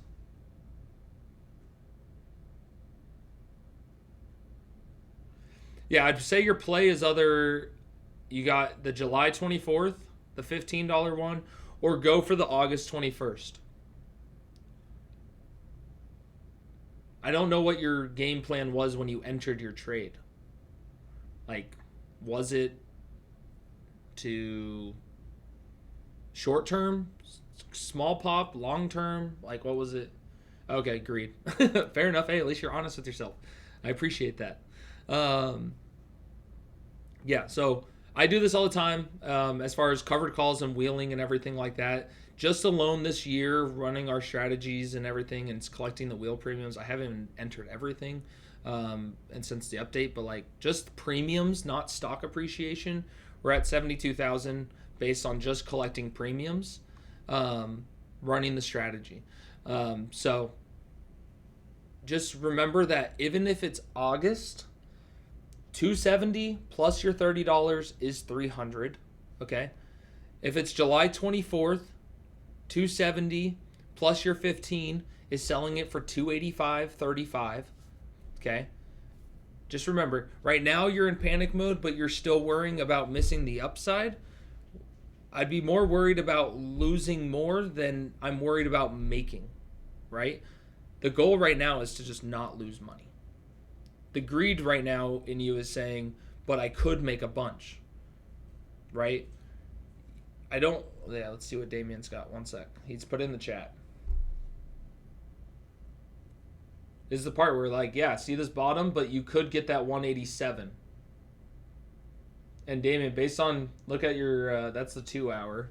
That's why you think that it can do a slight bounce. I don't know if it'll go all the way back to 270 on this slight bounce.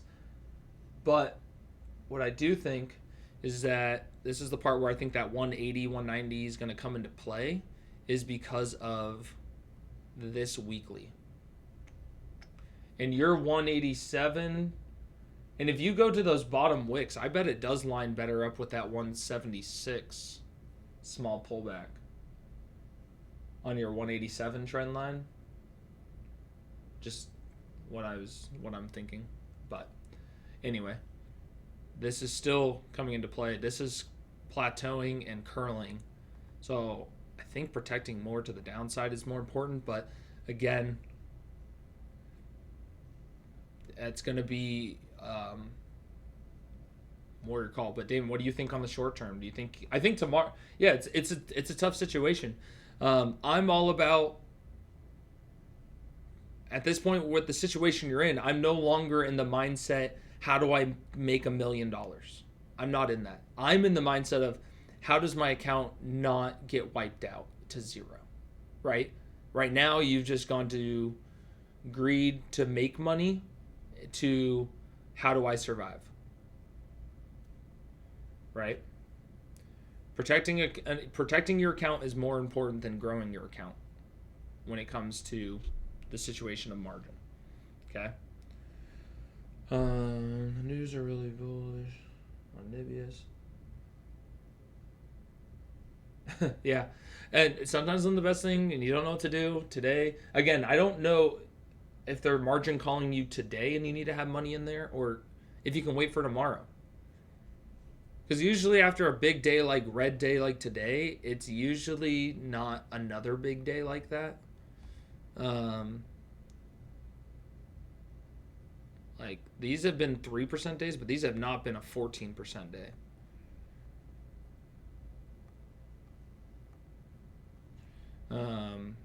So yeah, you can see these data centers are getting ready to kind of run where Nibius is getting ready to still do a pullback.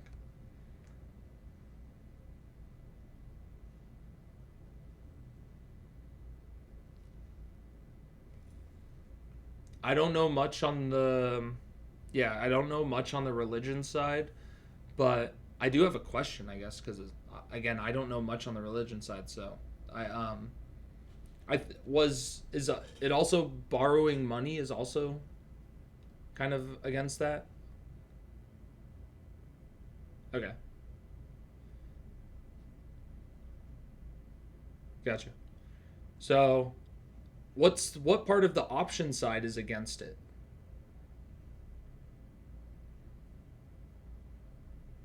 Yeah, come on guys, come together. Share your ideas on Nibius. Let's get a team member helped out.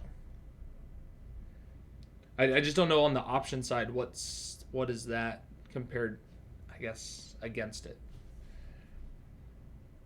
Okay, you don't own the asset. Well, we're selling options, we're not buying options. So you own the asset, just so you know. When it comes to selling assets. When it comes to selling options, you own the asset.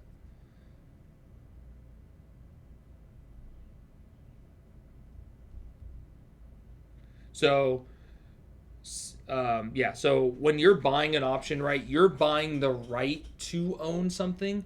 But when you sell an option, no worries. This is what I'm just here. I just want to answer questions. You do what feels comfortable to you 100%. I'm not, my way is not the highway, okay? My way is just a way to get to the highway, okay? Um, but when it comes to selling options, this is the part where I'm going to tell you. All you're doing is you own Nibius. You own the asset. All you're saying is I will sell my stock for 270. That's all you're saying. And to sign this contract, somebody needs to pay me. And they're going to pay you whatever the premium is that you sign up for. So you own the asset that you are going to sell for the price you chose. It's not the same thing as buying an option. It's selling. So there's a difference to it. You can't lose money. Ultimately, you can't lose money selling your options. But I understand. It's up to you. It's your decision. There's zero pressure, right? It's your account.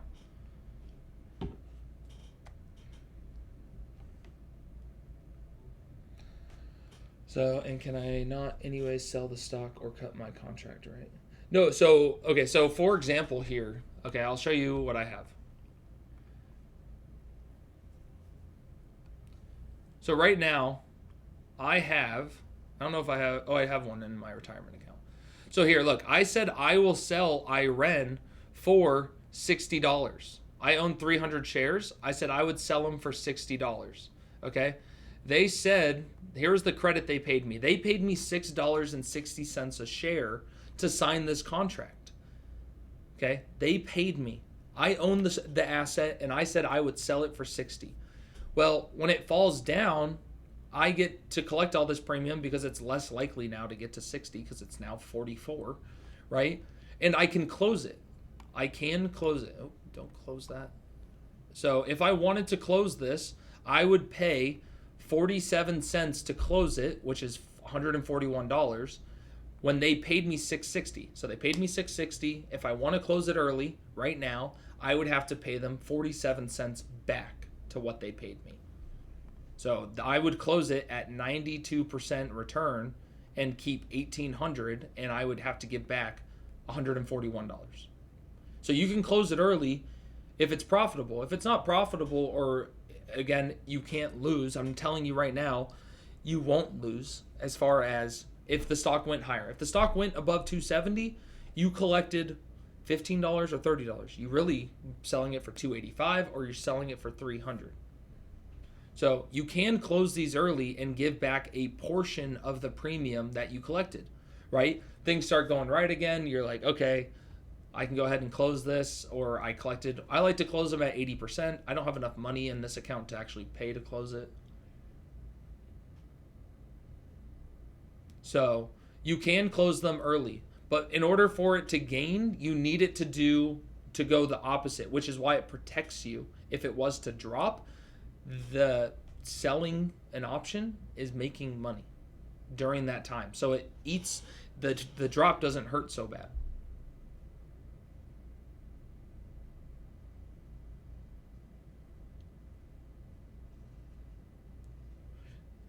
Here is an example of it going against you. I have a HIMS one. HIMS, I said I will sell it for $39. If I wanted to close HIMS early right now, and I already know when I show you this, it's going to scare you. And it's not meant to scare you whatsoever. I'm telling you right now that you're not going to lose, okay? So when I say this, okay, I said I will sell HIMS for $39. HIMS is $38. It's not even above my $39. But because there's so much time till August, it's saying that I am technically down 133%.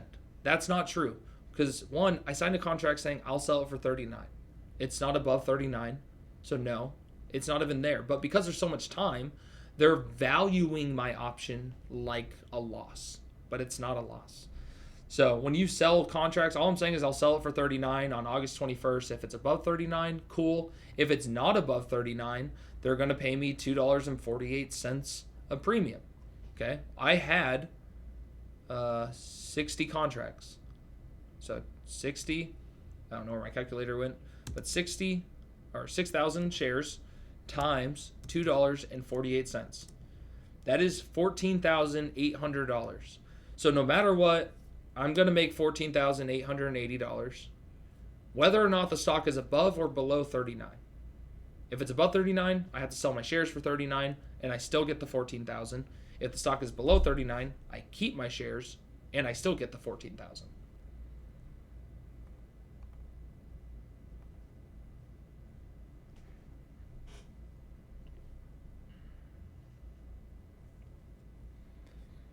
But it'll come down to you. So that's the advice that we can give without it being financially advisable, I guess, to protect yourself. Justify any bounce to 249, 261 is a way to get gap fill to 180. Nibius 2 hour. There you go. Trend line. Yeah, I think honestly you wait for tomorrow. I think ultimately, because I would hate to make a move like this on a day this red. But I think it's definitely something to look at tomorrow.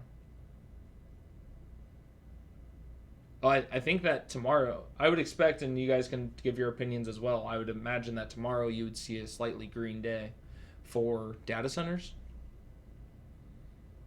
The reaction today is all based on Meta. That's why everything is reacting the way it's reacting for data centers.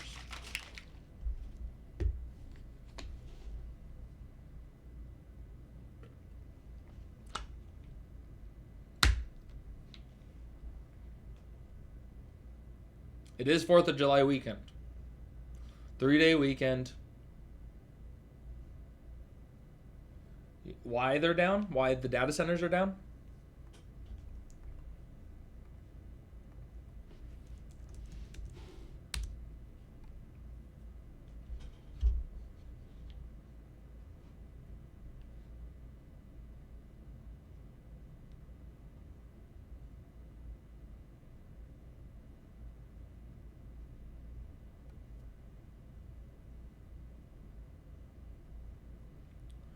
This is it. Meta is reportedly developing a cloud business to sell access to excess AI compute, which ultimately means developer access to Meta data centers.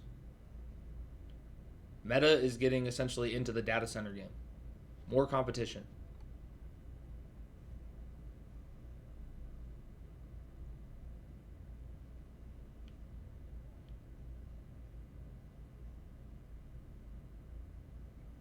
Yeah.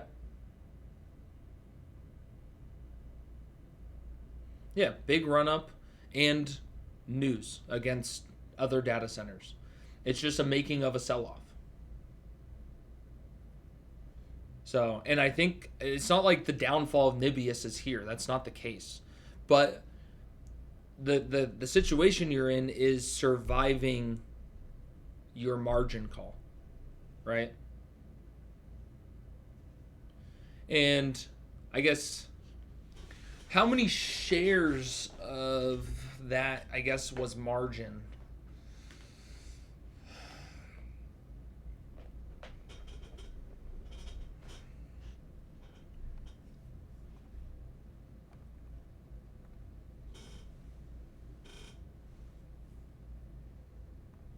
Not today. I'm not saying today, but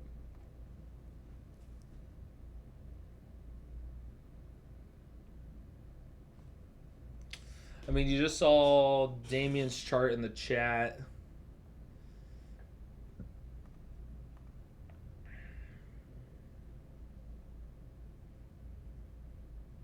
I mean,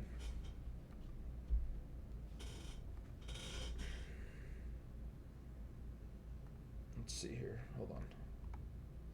Just trying to see, because if hold on, I'm trying to remember. You said how much of it was margin, or how many shares you bought with margin. 270.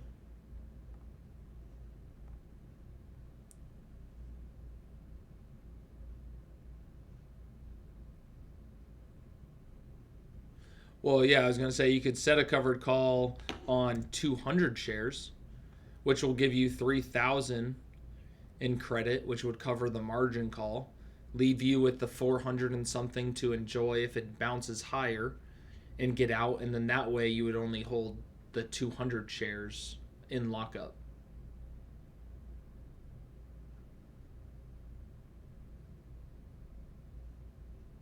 That's one way.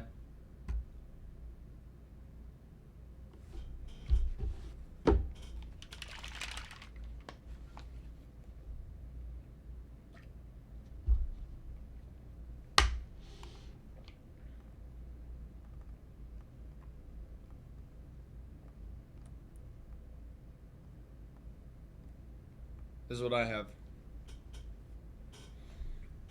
Okay. How it works is Elliott waves. 1, 2, we go to the wave 3 target, then it pulls back. Once it hits wave 3 target, it pulls back to the 4 wave. And then after it completes to wave 4, we head up to wave 5. So this is where I'm saying you just need to survive a storm, because I don't think, I mean, the timing was not great, but the overall play for Nibius is the days, the company is still young. It's nowhere near the time.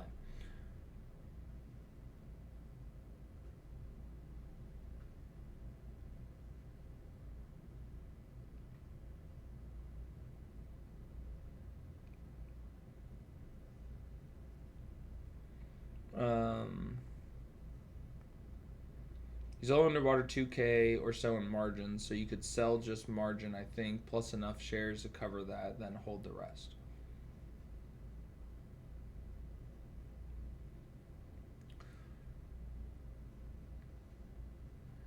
Yeah, there's two ways to play that. There, you got the covered call on just 200 shares, which covers your margin, and you don't sell any shares for a loss, right? Which creates you not taking any losses as of now to weather some storm. Then on a rebound to 270 or anything 260, you can then sell your shares at a break even, get out, and hold the 200 shares that are set by a covered call. Or if it dips anymore, you'd set another covered call to cover whatever margin. And you can just piece this along the way. So I do think they'll probably crush earnings. They tend to do that. They have their partnerships with NVIDIA. I think it'll be fine. I think you just got to weather a storm and get yourself back into a better situation when it does recover. So,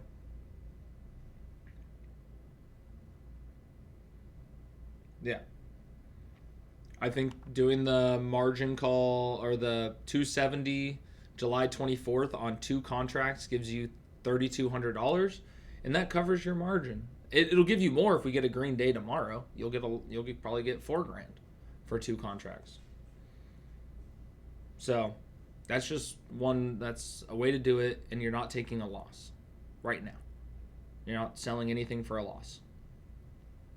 And that's July 24th.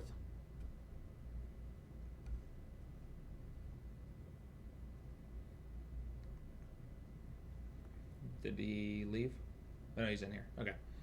Yeah. I mean, yeah, if you take a month off of trading, I mean, make sure that you're taking the time to be in here and learn.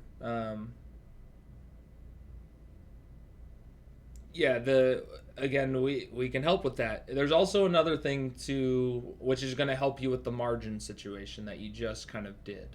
Okay? And we talk about it in the group, and we've talked about it today. And I think all of you guys know where I'm going with this one.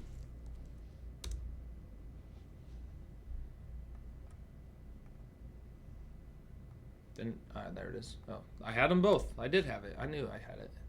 Okay. We have a few rules that we like to follow. Yep.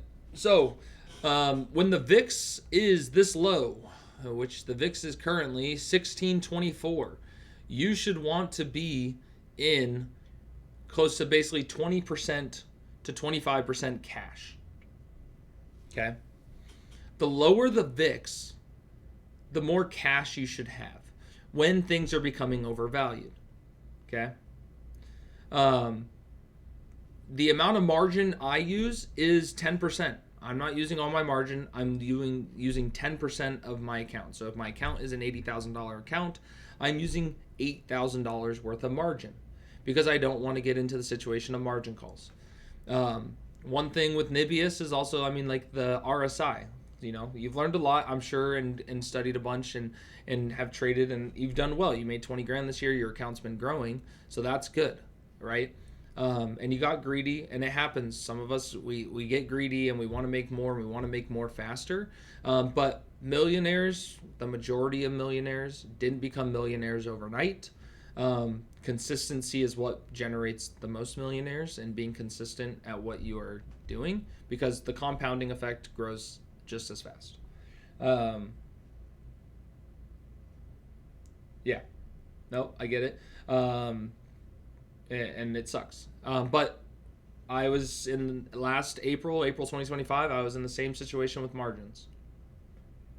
Yeah, inside the WAP where you signed up, there is the indicators. So, and there's all the tutorials and learning and all that stuff. So when you go to the WAP,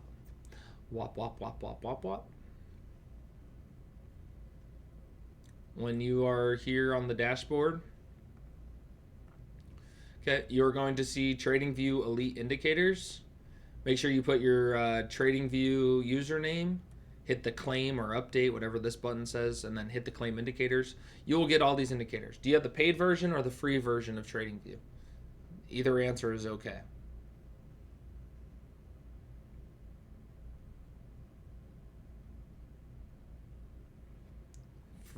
So if you have the free version, there's only two indicators you're going to be able to use, and those two indicators, what I would learn to use is going to be Chill Master Elite and the Chill Momentum Elite.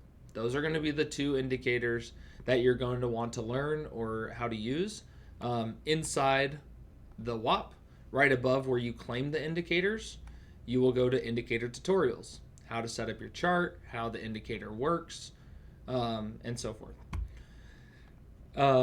When you claim these, you'll want to close or refresh your TradingView after, like, claim it, give it 3 minutes, close it / or refresh it, and it should populate. Okay. Yep. July 24th on, is that Nibius? Yeah, there was selling. Yeah. And there's a strategy, the simple strategy, just to make it easy, just for those that haven't used the indicator before, and we'll go to Nibius to kind of show it. When you're wanting to catch the bigger moves, you will stick to kind of the weekly time frame. When you want to catch kind of the in-between moves and everything like that, you're going to have the daily time frame. And in smaller moves, you're going to have the 2-hour time frame where you're going to have this. Okay, so you get some ads, some trims, right? And then we turned bearish here as well on this big drop, which obviously happened. But overall, we've had plenty of opportunities, and we talked about taking some winnings there. Also looking at our chill value. The good news is you only need the 2, because this one that you have, the Master Elite one, has so many indicators built into one. Okay, so when you go over this, you're going to have active trend lines, the diamond alerts, the candle coloring if you don't want the candle coloring, but we prefer it, but you don't have to.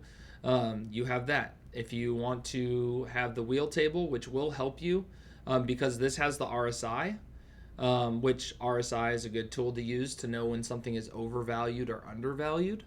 So that way, you know, you're not chasing companies at these time frames up here, right? It's 48 now, but it was higher. It was near 70 then.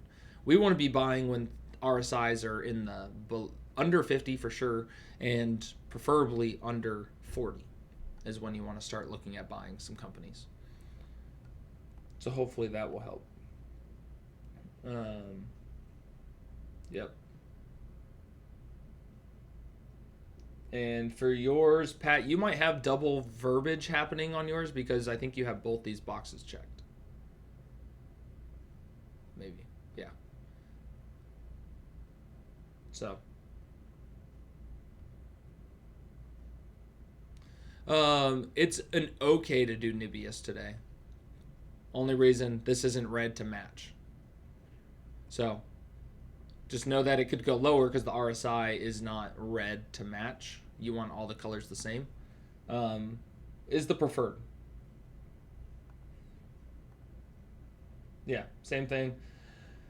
Still long-term bull cycle. Damien just shared something in the chat, so just so you guys can see here what they're looking at. So yeah, I think just weather the storm as much as you possibly can, because I don't think the story is over for Nibius. It just was going about it very aggressively at a time when aggressiveness wasn't needed, I guess. So we are here to help. Obviously, we are not some sort of community that really leaves a member just like out to dry. Obviously, we can't trade for you and everything like that, but we can help you and kind of get the better habits and understand when is it time to take a risk and when is it not time to take a risk. And if you don't know and you are hesitant on anything, sit on your hands and do nothing. That is what you should do. Okay. But this will help you understand when things are overvalued and undervalued and why we should be buying other opportunities when given those kind of like, this is when we go kind of heavy into things. This is not when we go heavy into things. IRN, here's another example. I mean, here you go. Right? We're heavy in here. We're trimming up here, heavy in here, trimming along the way. And then we're going to get another buy opportunity in this freaking triangle that we did not think was going to happen again. But happy we get an opportunity. And then we'll head up to our golden target 80, just like the golden target that Nibius hit. So this could be another double up right now. Opportunity to get in. So like this is when we are looking to buy, not so much the other way. But you'll learn. It was a mistake. You'll learn from it, and you won't do it again. You know.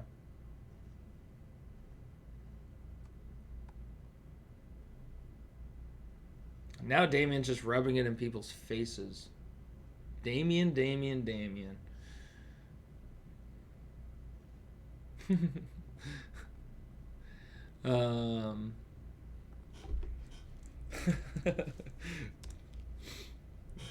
Damien said, that's just messed up, Damien, you know?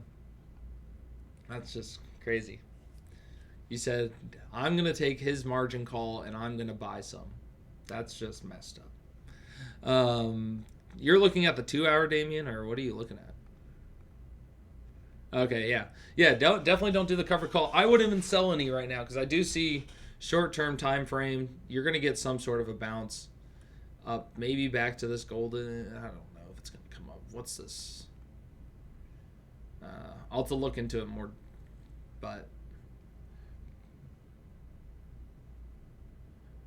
looking at the 1 hour, you can zoom into the smaller time frames. It'll, track. 30 minutes. Here you go. What's the time left? Yeah, here comes your end of the day pickup rally. It's gonna come in. So if you guys want just a quick little trade, I'm assuming like Damien's right with that one. Hopping in a Nibius, 30-minute time frame looks to be curling. So it wouldn't be a bad little day trade of some sort.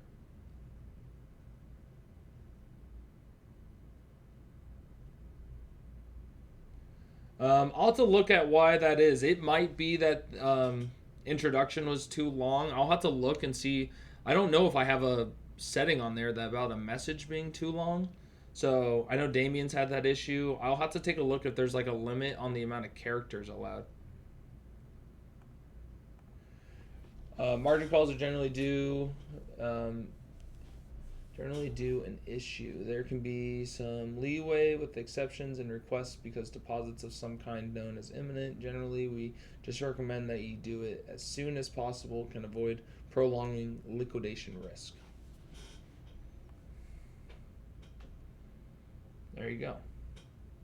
back to 250. Damien's going in for the little move. I mean, a move to 250, I mean, that's probably a good opportunity to set those 2 covered calls, or just sell. Up to you. I understand you haven't done covered calls before, so it's completely up to you. It's, your account.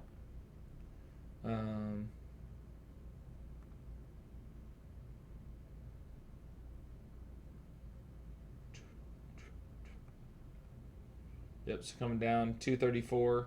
So, yeah, 234 to 253, which is Damien talking about the 250 range. Probably bounce up, come down, reject that, and then head down to your next leg lower. It's kind of what I would see. So that 30-minute time frame is going to be the one to watch for that rebound and trimming and selling. And really you could go, because I'm assuming the 15 is there. 15 curled, yep. So 30-minute will lead to the 1 hour, and then I think your 2 hour will probably not come back up. It's going to come up and reject and go back down.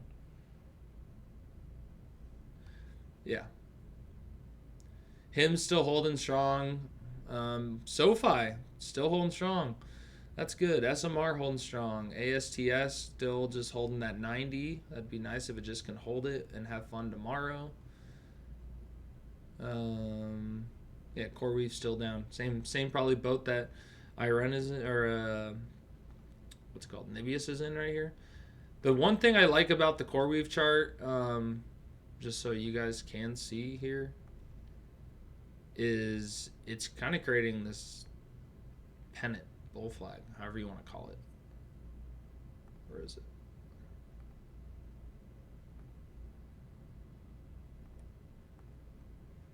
Okay, let me zoom in. Okay. Same trend line, top, grab this bottom, and it hit that and is slightly showing some bounce here. So I do think CoreWeave is kind of just downtrend, bouncing out of this channel after breaking out of the bigger downtrend that it was in. So now we're kind of in this little downtrend, and before it breaks out and heads up, probably a big run. Alrighty. What else you guys got before we hop off? It's we've been going now. I don't know how long this recording is. I don't know if YouTube will even let me. Oh, it's 3 hours and 36 minutes so far.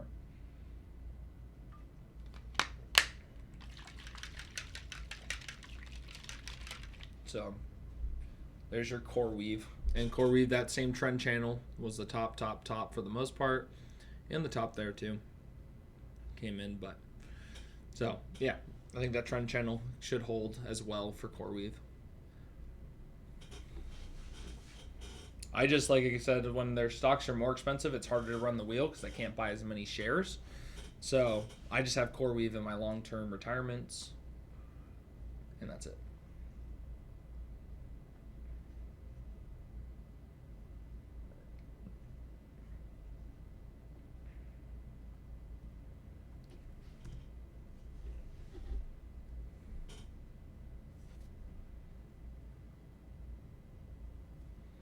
How many contracts, Cynthia?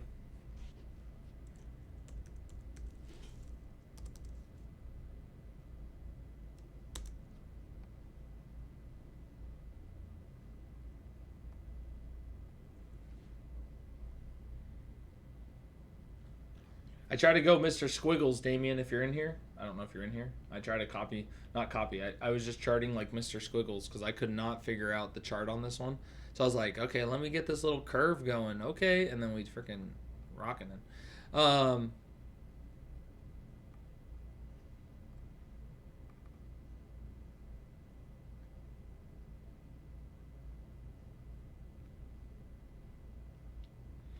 I don't think January 2027. Hold on, let me see the weekly. Oh yeah. Honestly, what I think, probably sell the half, right? Get your money back. 3, 4 of them, up to you on whether or not 3 is half or 4 is half, but you can't do 3.5 options. and get your money back and let the rest of them ride, because it does look like a pullback's coming, but there's still a higher target left to get to. So your call on riding the pullbacks or not on that one, but your weekly time frame RSI was clearly in the 70 80s on that big pop day, which just getting oversold. You have the daily curling on the MACD. Weekly time frame is still curling up, so that's where I'm saying like the higher time frame still can carry some momentum, but the shorter term you're gonna probably have some of this pullback action taking place, where you can take your risk off the table of what you put into the company and let the rest of it ride for the longer term.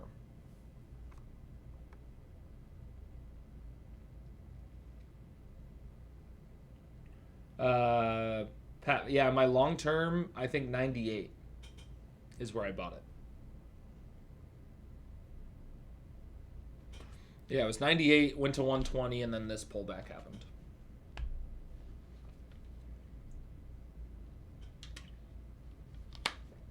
And I don't have a lot. I have, between my two retirement accounts, I have a total of 100 shares. Unfortunately, I couldn't buy 100 shares on one account, so I could do the wheel strategy. But it is what it is. It's a retirement account. I can't touch it for 30 years.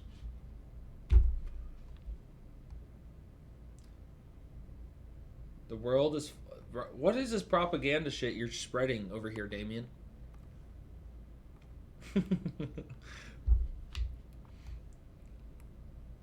We're not even live. We're live, but we're not live. I love Hood too, kind of. Not as much as I love SoFi, but because they're getting to the point where these presentations are getting a little gimmicky. Like, get your stupid fake pilot off the stage. I don't care about the miles, buddy. You know? Well, you are an artiste, so you know you want the little bit of a show put on. You like it. I get it. I'm a fan. I love it for an investor's perspective because I want them to drive hype, but that's why people aren't a fan of like Noto, because he's like, yeah, my results speak for themselves. I don't need to put on a flight attendant and pilot suit to get you excited. Plus, is that really how you want their, marketing dollars or growth dollars being spent? Oh, bullish stock, 30 years. Yeah. Still going. What is, dog? Have you been gone this whole time? Yeah, we're still going. I'm going to do 24-hour live stream. Just going to run it for 24 hours straight.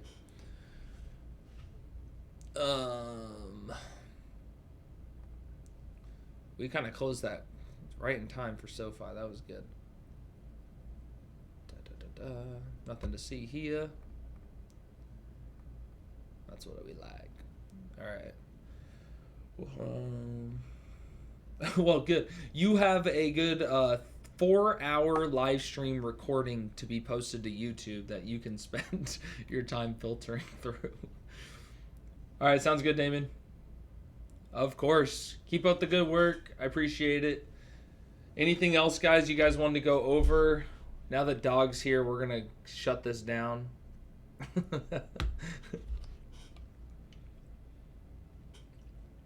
Time to eat my Chipotle lunch now that it's 2 o'clock that I didn't finish for dinner last night. All right, Damien, time for you to get off now. You're going to get me canceled. We did, Miguel. We did a CSP. I didn't put the trade alert in because I was in here with the live stream, but we did a CSP. I didn't buy the leap that you bought. That was a good play. I didn't do it. Probably was a smart idea. It's not that I can't do it still. I'm sure it's fairly close to the same thing. But I'm going to wait for just a little bit. Plus, we have the 3-day weekend. I guess tomorrow it could pop a little bit, but I'm going to wait for the 3-day weekend because that 3-day weekend is going to eat away at our call option. So might as well just wait. Pop could happen Monday, but just waiting it out. I'm just going to sell the options for now. Yeah, we did the $40 CSP. I don't know which one you did, but...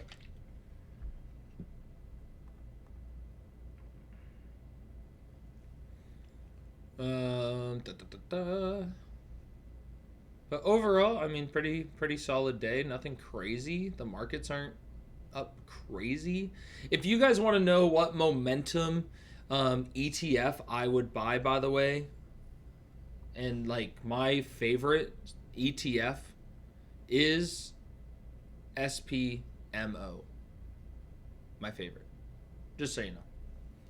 If you guys want to add that to your watch list. That's my favorite. As far as just momentum, growth, company, ETF, SPMO.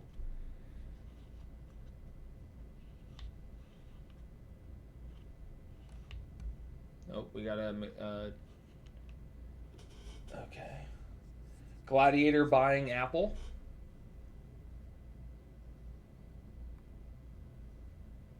Did you get... Hey, Xander, haven't heard from you in a minute, dude. Happy to have you back in here. Nice. I know we're kind of ending the day, but appreciate you stopping by. Going good. Going good. Bitcoin's catching a bid right now, trying to make its way back up. Oh, what's that trend line? Trend line. Boom, baby. We'll take it. We break out of this downtrend. Boom. Go up. Come down. Test this trend line. Now this is the trend line we want to hold. We want to hold this as much as we possibly can. Okay? This trend line. Please hold Bitcoin. I'm not in it, but for everybody else's sake in life, please hold. I appreciate that, Xander. Please hold.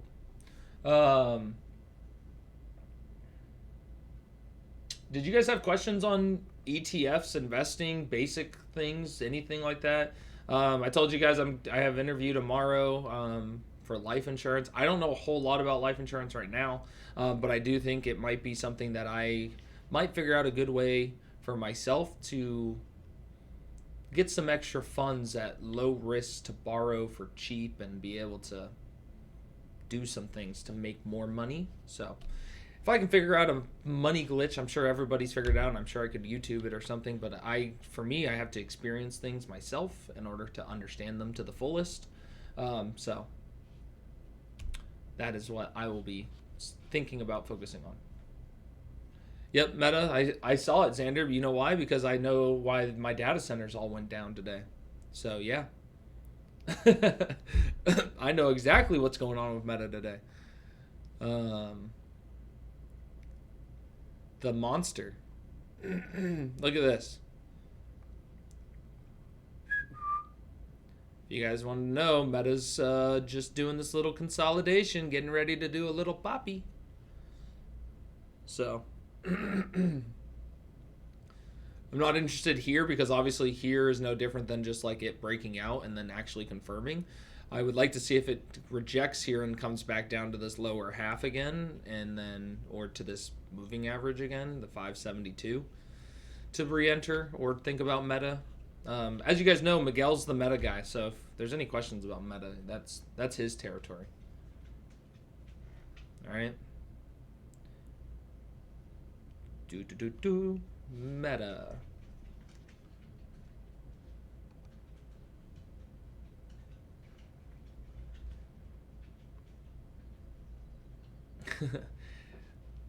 I've shared you this chart a while ago. I'm telling you, it's just in this little consolidation area and where I saw it could go, and sure enough, that's kind of where it went and then bounced. Not saying, again, I hate when I say things like that and make it sound like I'm bragging. I'm not. I hate that. Can you believe Meta has a buy indicator Monday?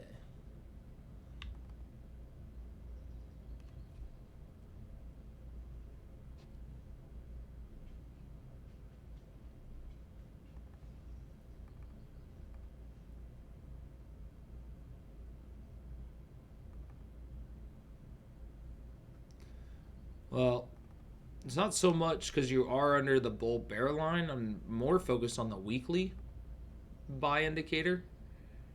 Because I do think the next weekly buy indicator will be the breakout one, like the official breaking out of this trend. So I'm kind of waiting on the weekly because we're also below the bull bear line. Same way we got this weekly, and then it went to the top of that trend line and then reject.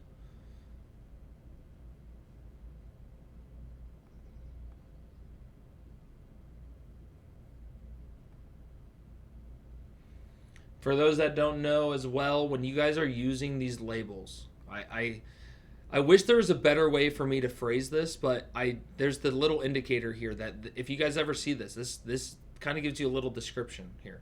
These labels let you know when buyers and sellers typically like to step in. So be ready for a diamond to take action. So Miguel just shared a shot in the chat, but I'll show you on here as well, right? Here you go. This is when they like to take action.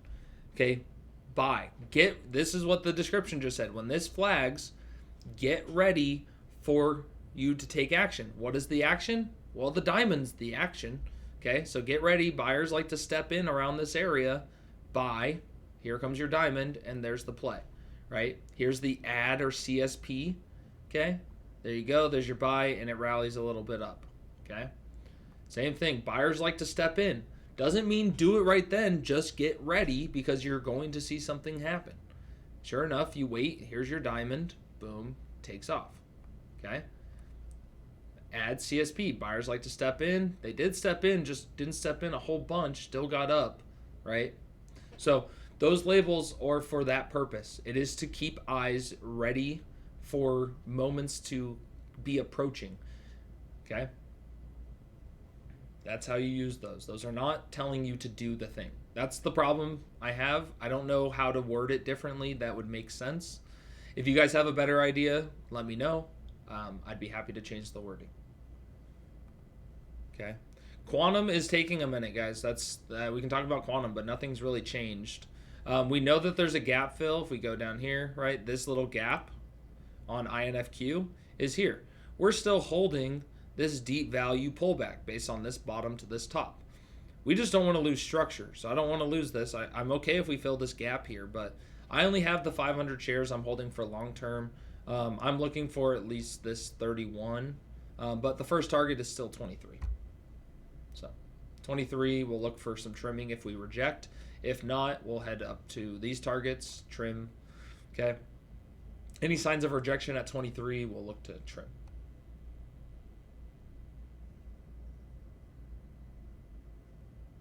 Your buy, your sell? Huh? Nice job with the Palantir. Oops. Yep, came down, hit that beautiful 106 and bounced right off of it. One, bounce, two. And let's see here. Weekly. Still got a little bit of time. Yeah. That was good. Good play, Miguel. Good stuff. Now in Palantir.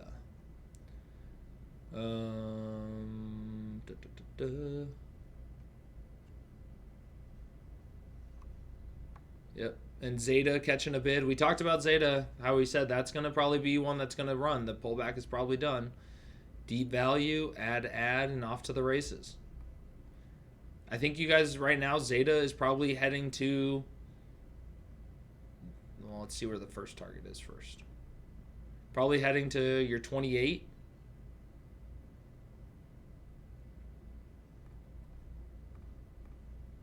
It's in the neutral zone. It's just now turning bullish. It's not like the run is over.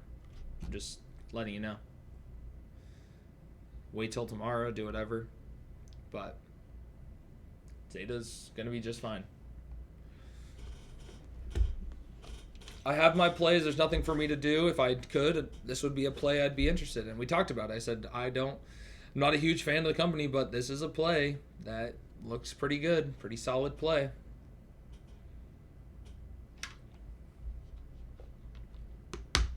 We're doing a really good job. Hopefully you guys are starting to understand how to read the charts, see the charts, and hopefully it's all kind of making more sense to you.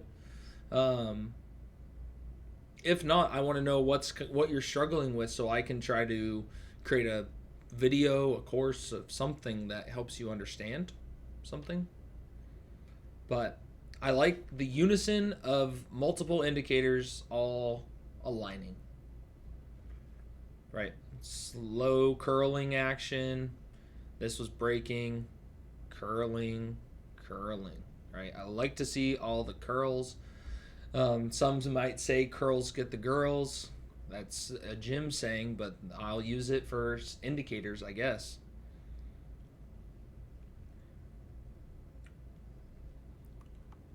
Soundhound catching a bid, Path catching a bid, OSS, all the software. Softwares we knew was undervalued. BBAI coming into play, came down to the indicator, down to the trend line. Next time it hit the first target, guess what? Guess where the next target is going to probably take off to? It's going to go to 6. We're in the same play that we're in up here. So, software's next turn. All right. All right. I'm going to cap myself off at this 4 hour time limit for the live stream. Please put your final questions. Of course, Cynthia, I appreciate you. Keep up the good work. You're doing good. Stay consistent. Keep up the good work. Protect your gains. Good job, Pat. I appreciate you. Thanks, Harry. Thanks, Art. Thanks, Xander. Thanks, Miguel. Thanks, Damien. Thanks, Dog. Thanks, Dave. And I don't know how to say your name. Surez? I don't know how to say it. I will learn. But thank you for coming in. Every Wednesday we do our live stream. It starts at 10:30 a.m. Eastern time. And can go on. It depends on how active everyone is in the chats for us to discuss everything, go over certain scenarios, look at charts, go over strategy, go over anything you guys kind of want to go over based on the community, how to use things, all that. I'm here to answer all those questions. So I appreciate you. You're not on your own. You have a community behind you that's actually supportive and wants to help. So I appreciate you and being here. If you have any questions on how to use the indicator or anything like that, make sure you put them in the Ask Colby section in the Discord or in the student section, whatever one of those you want to put it into. And I will answer it, help you out, get things set up and all that kind of stuff. So appreciate you guys. Have a wonderful day. I will talk to you guys in the chats.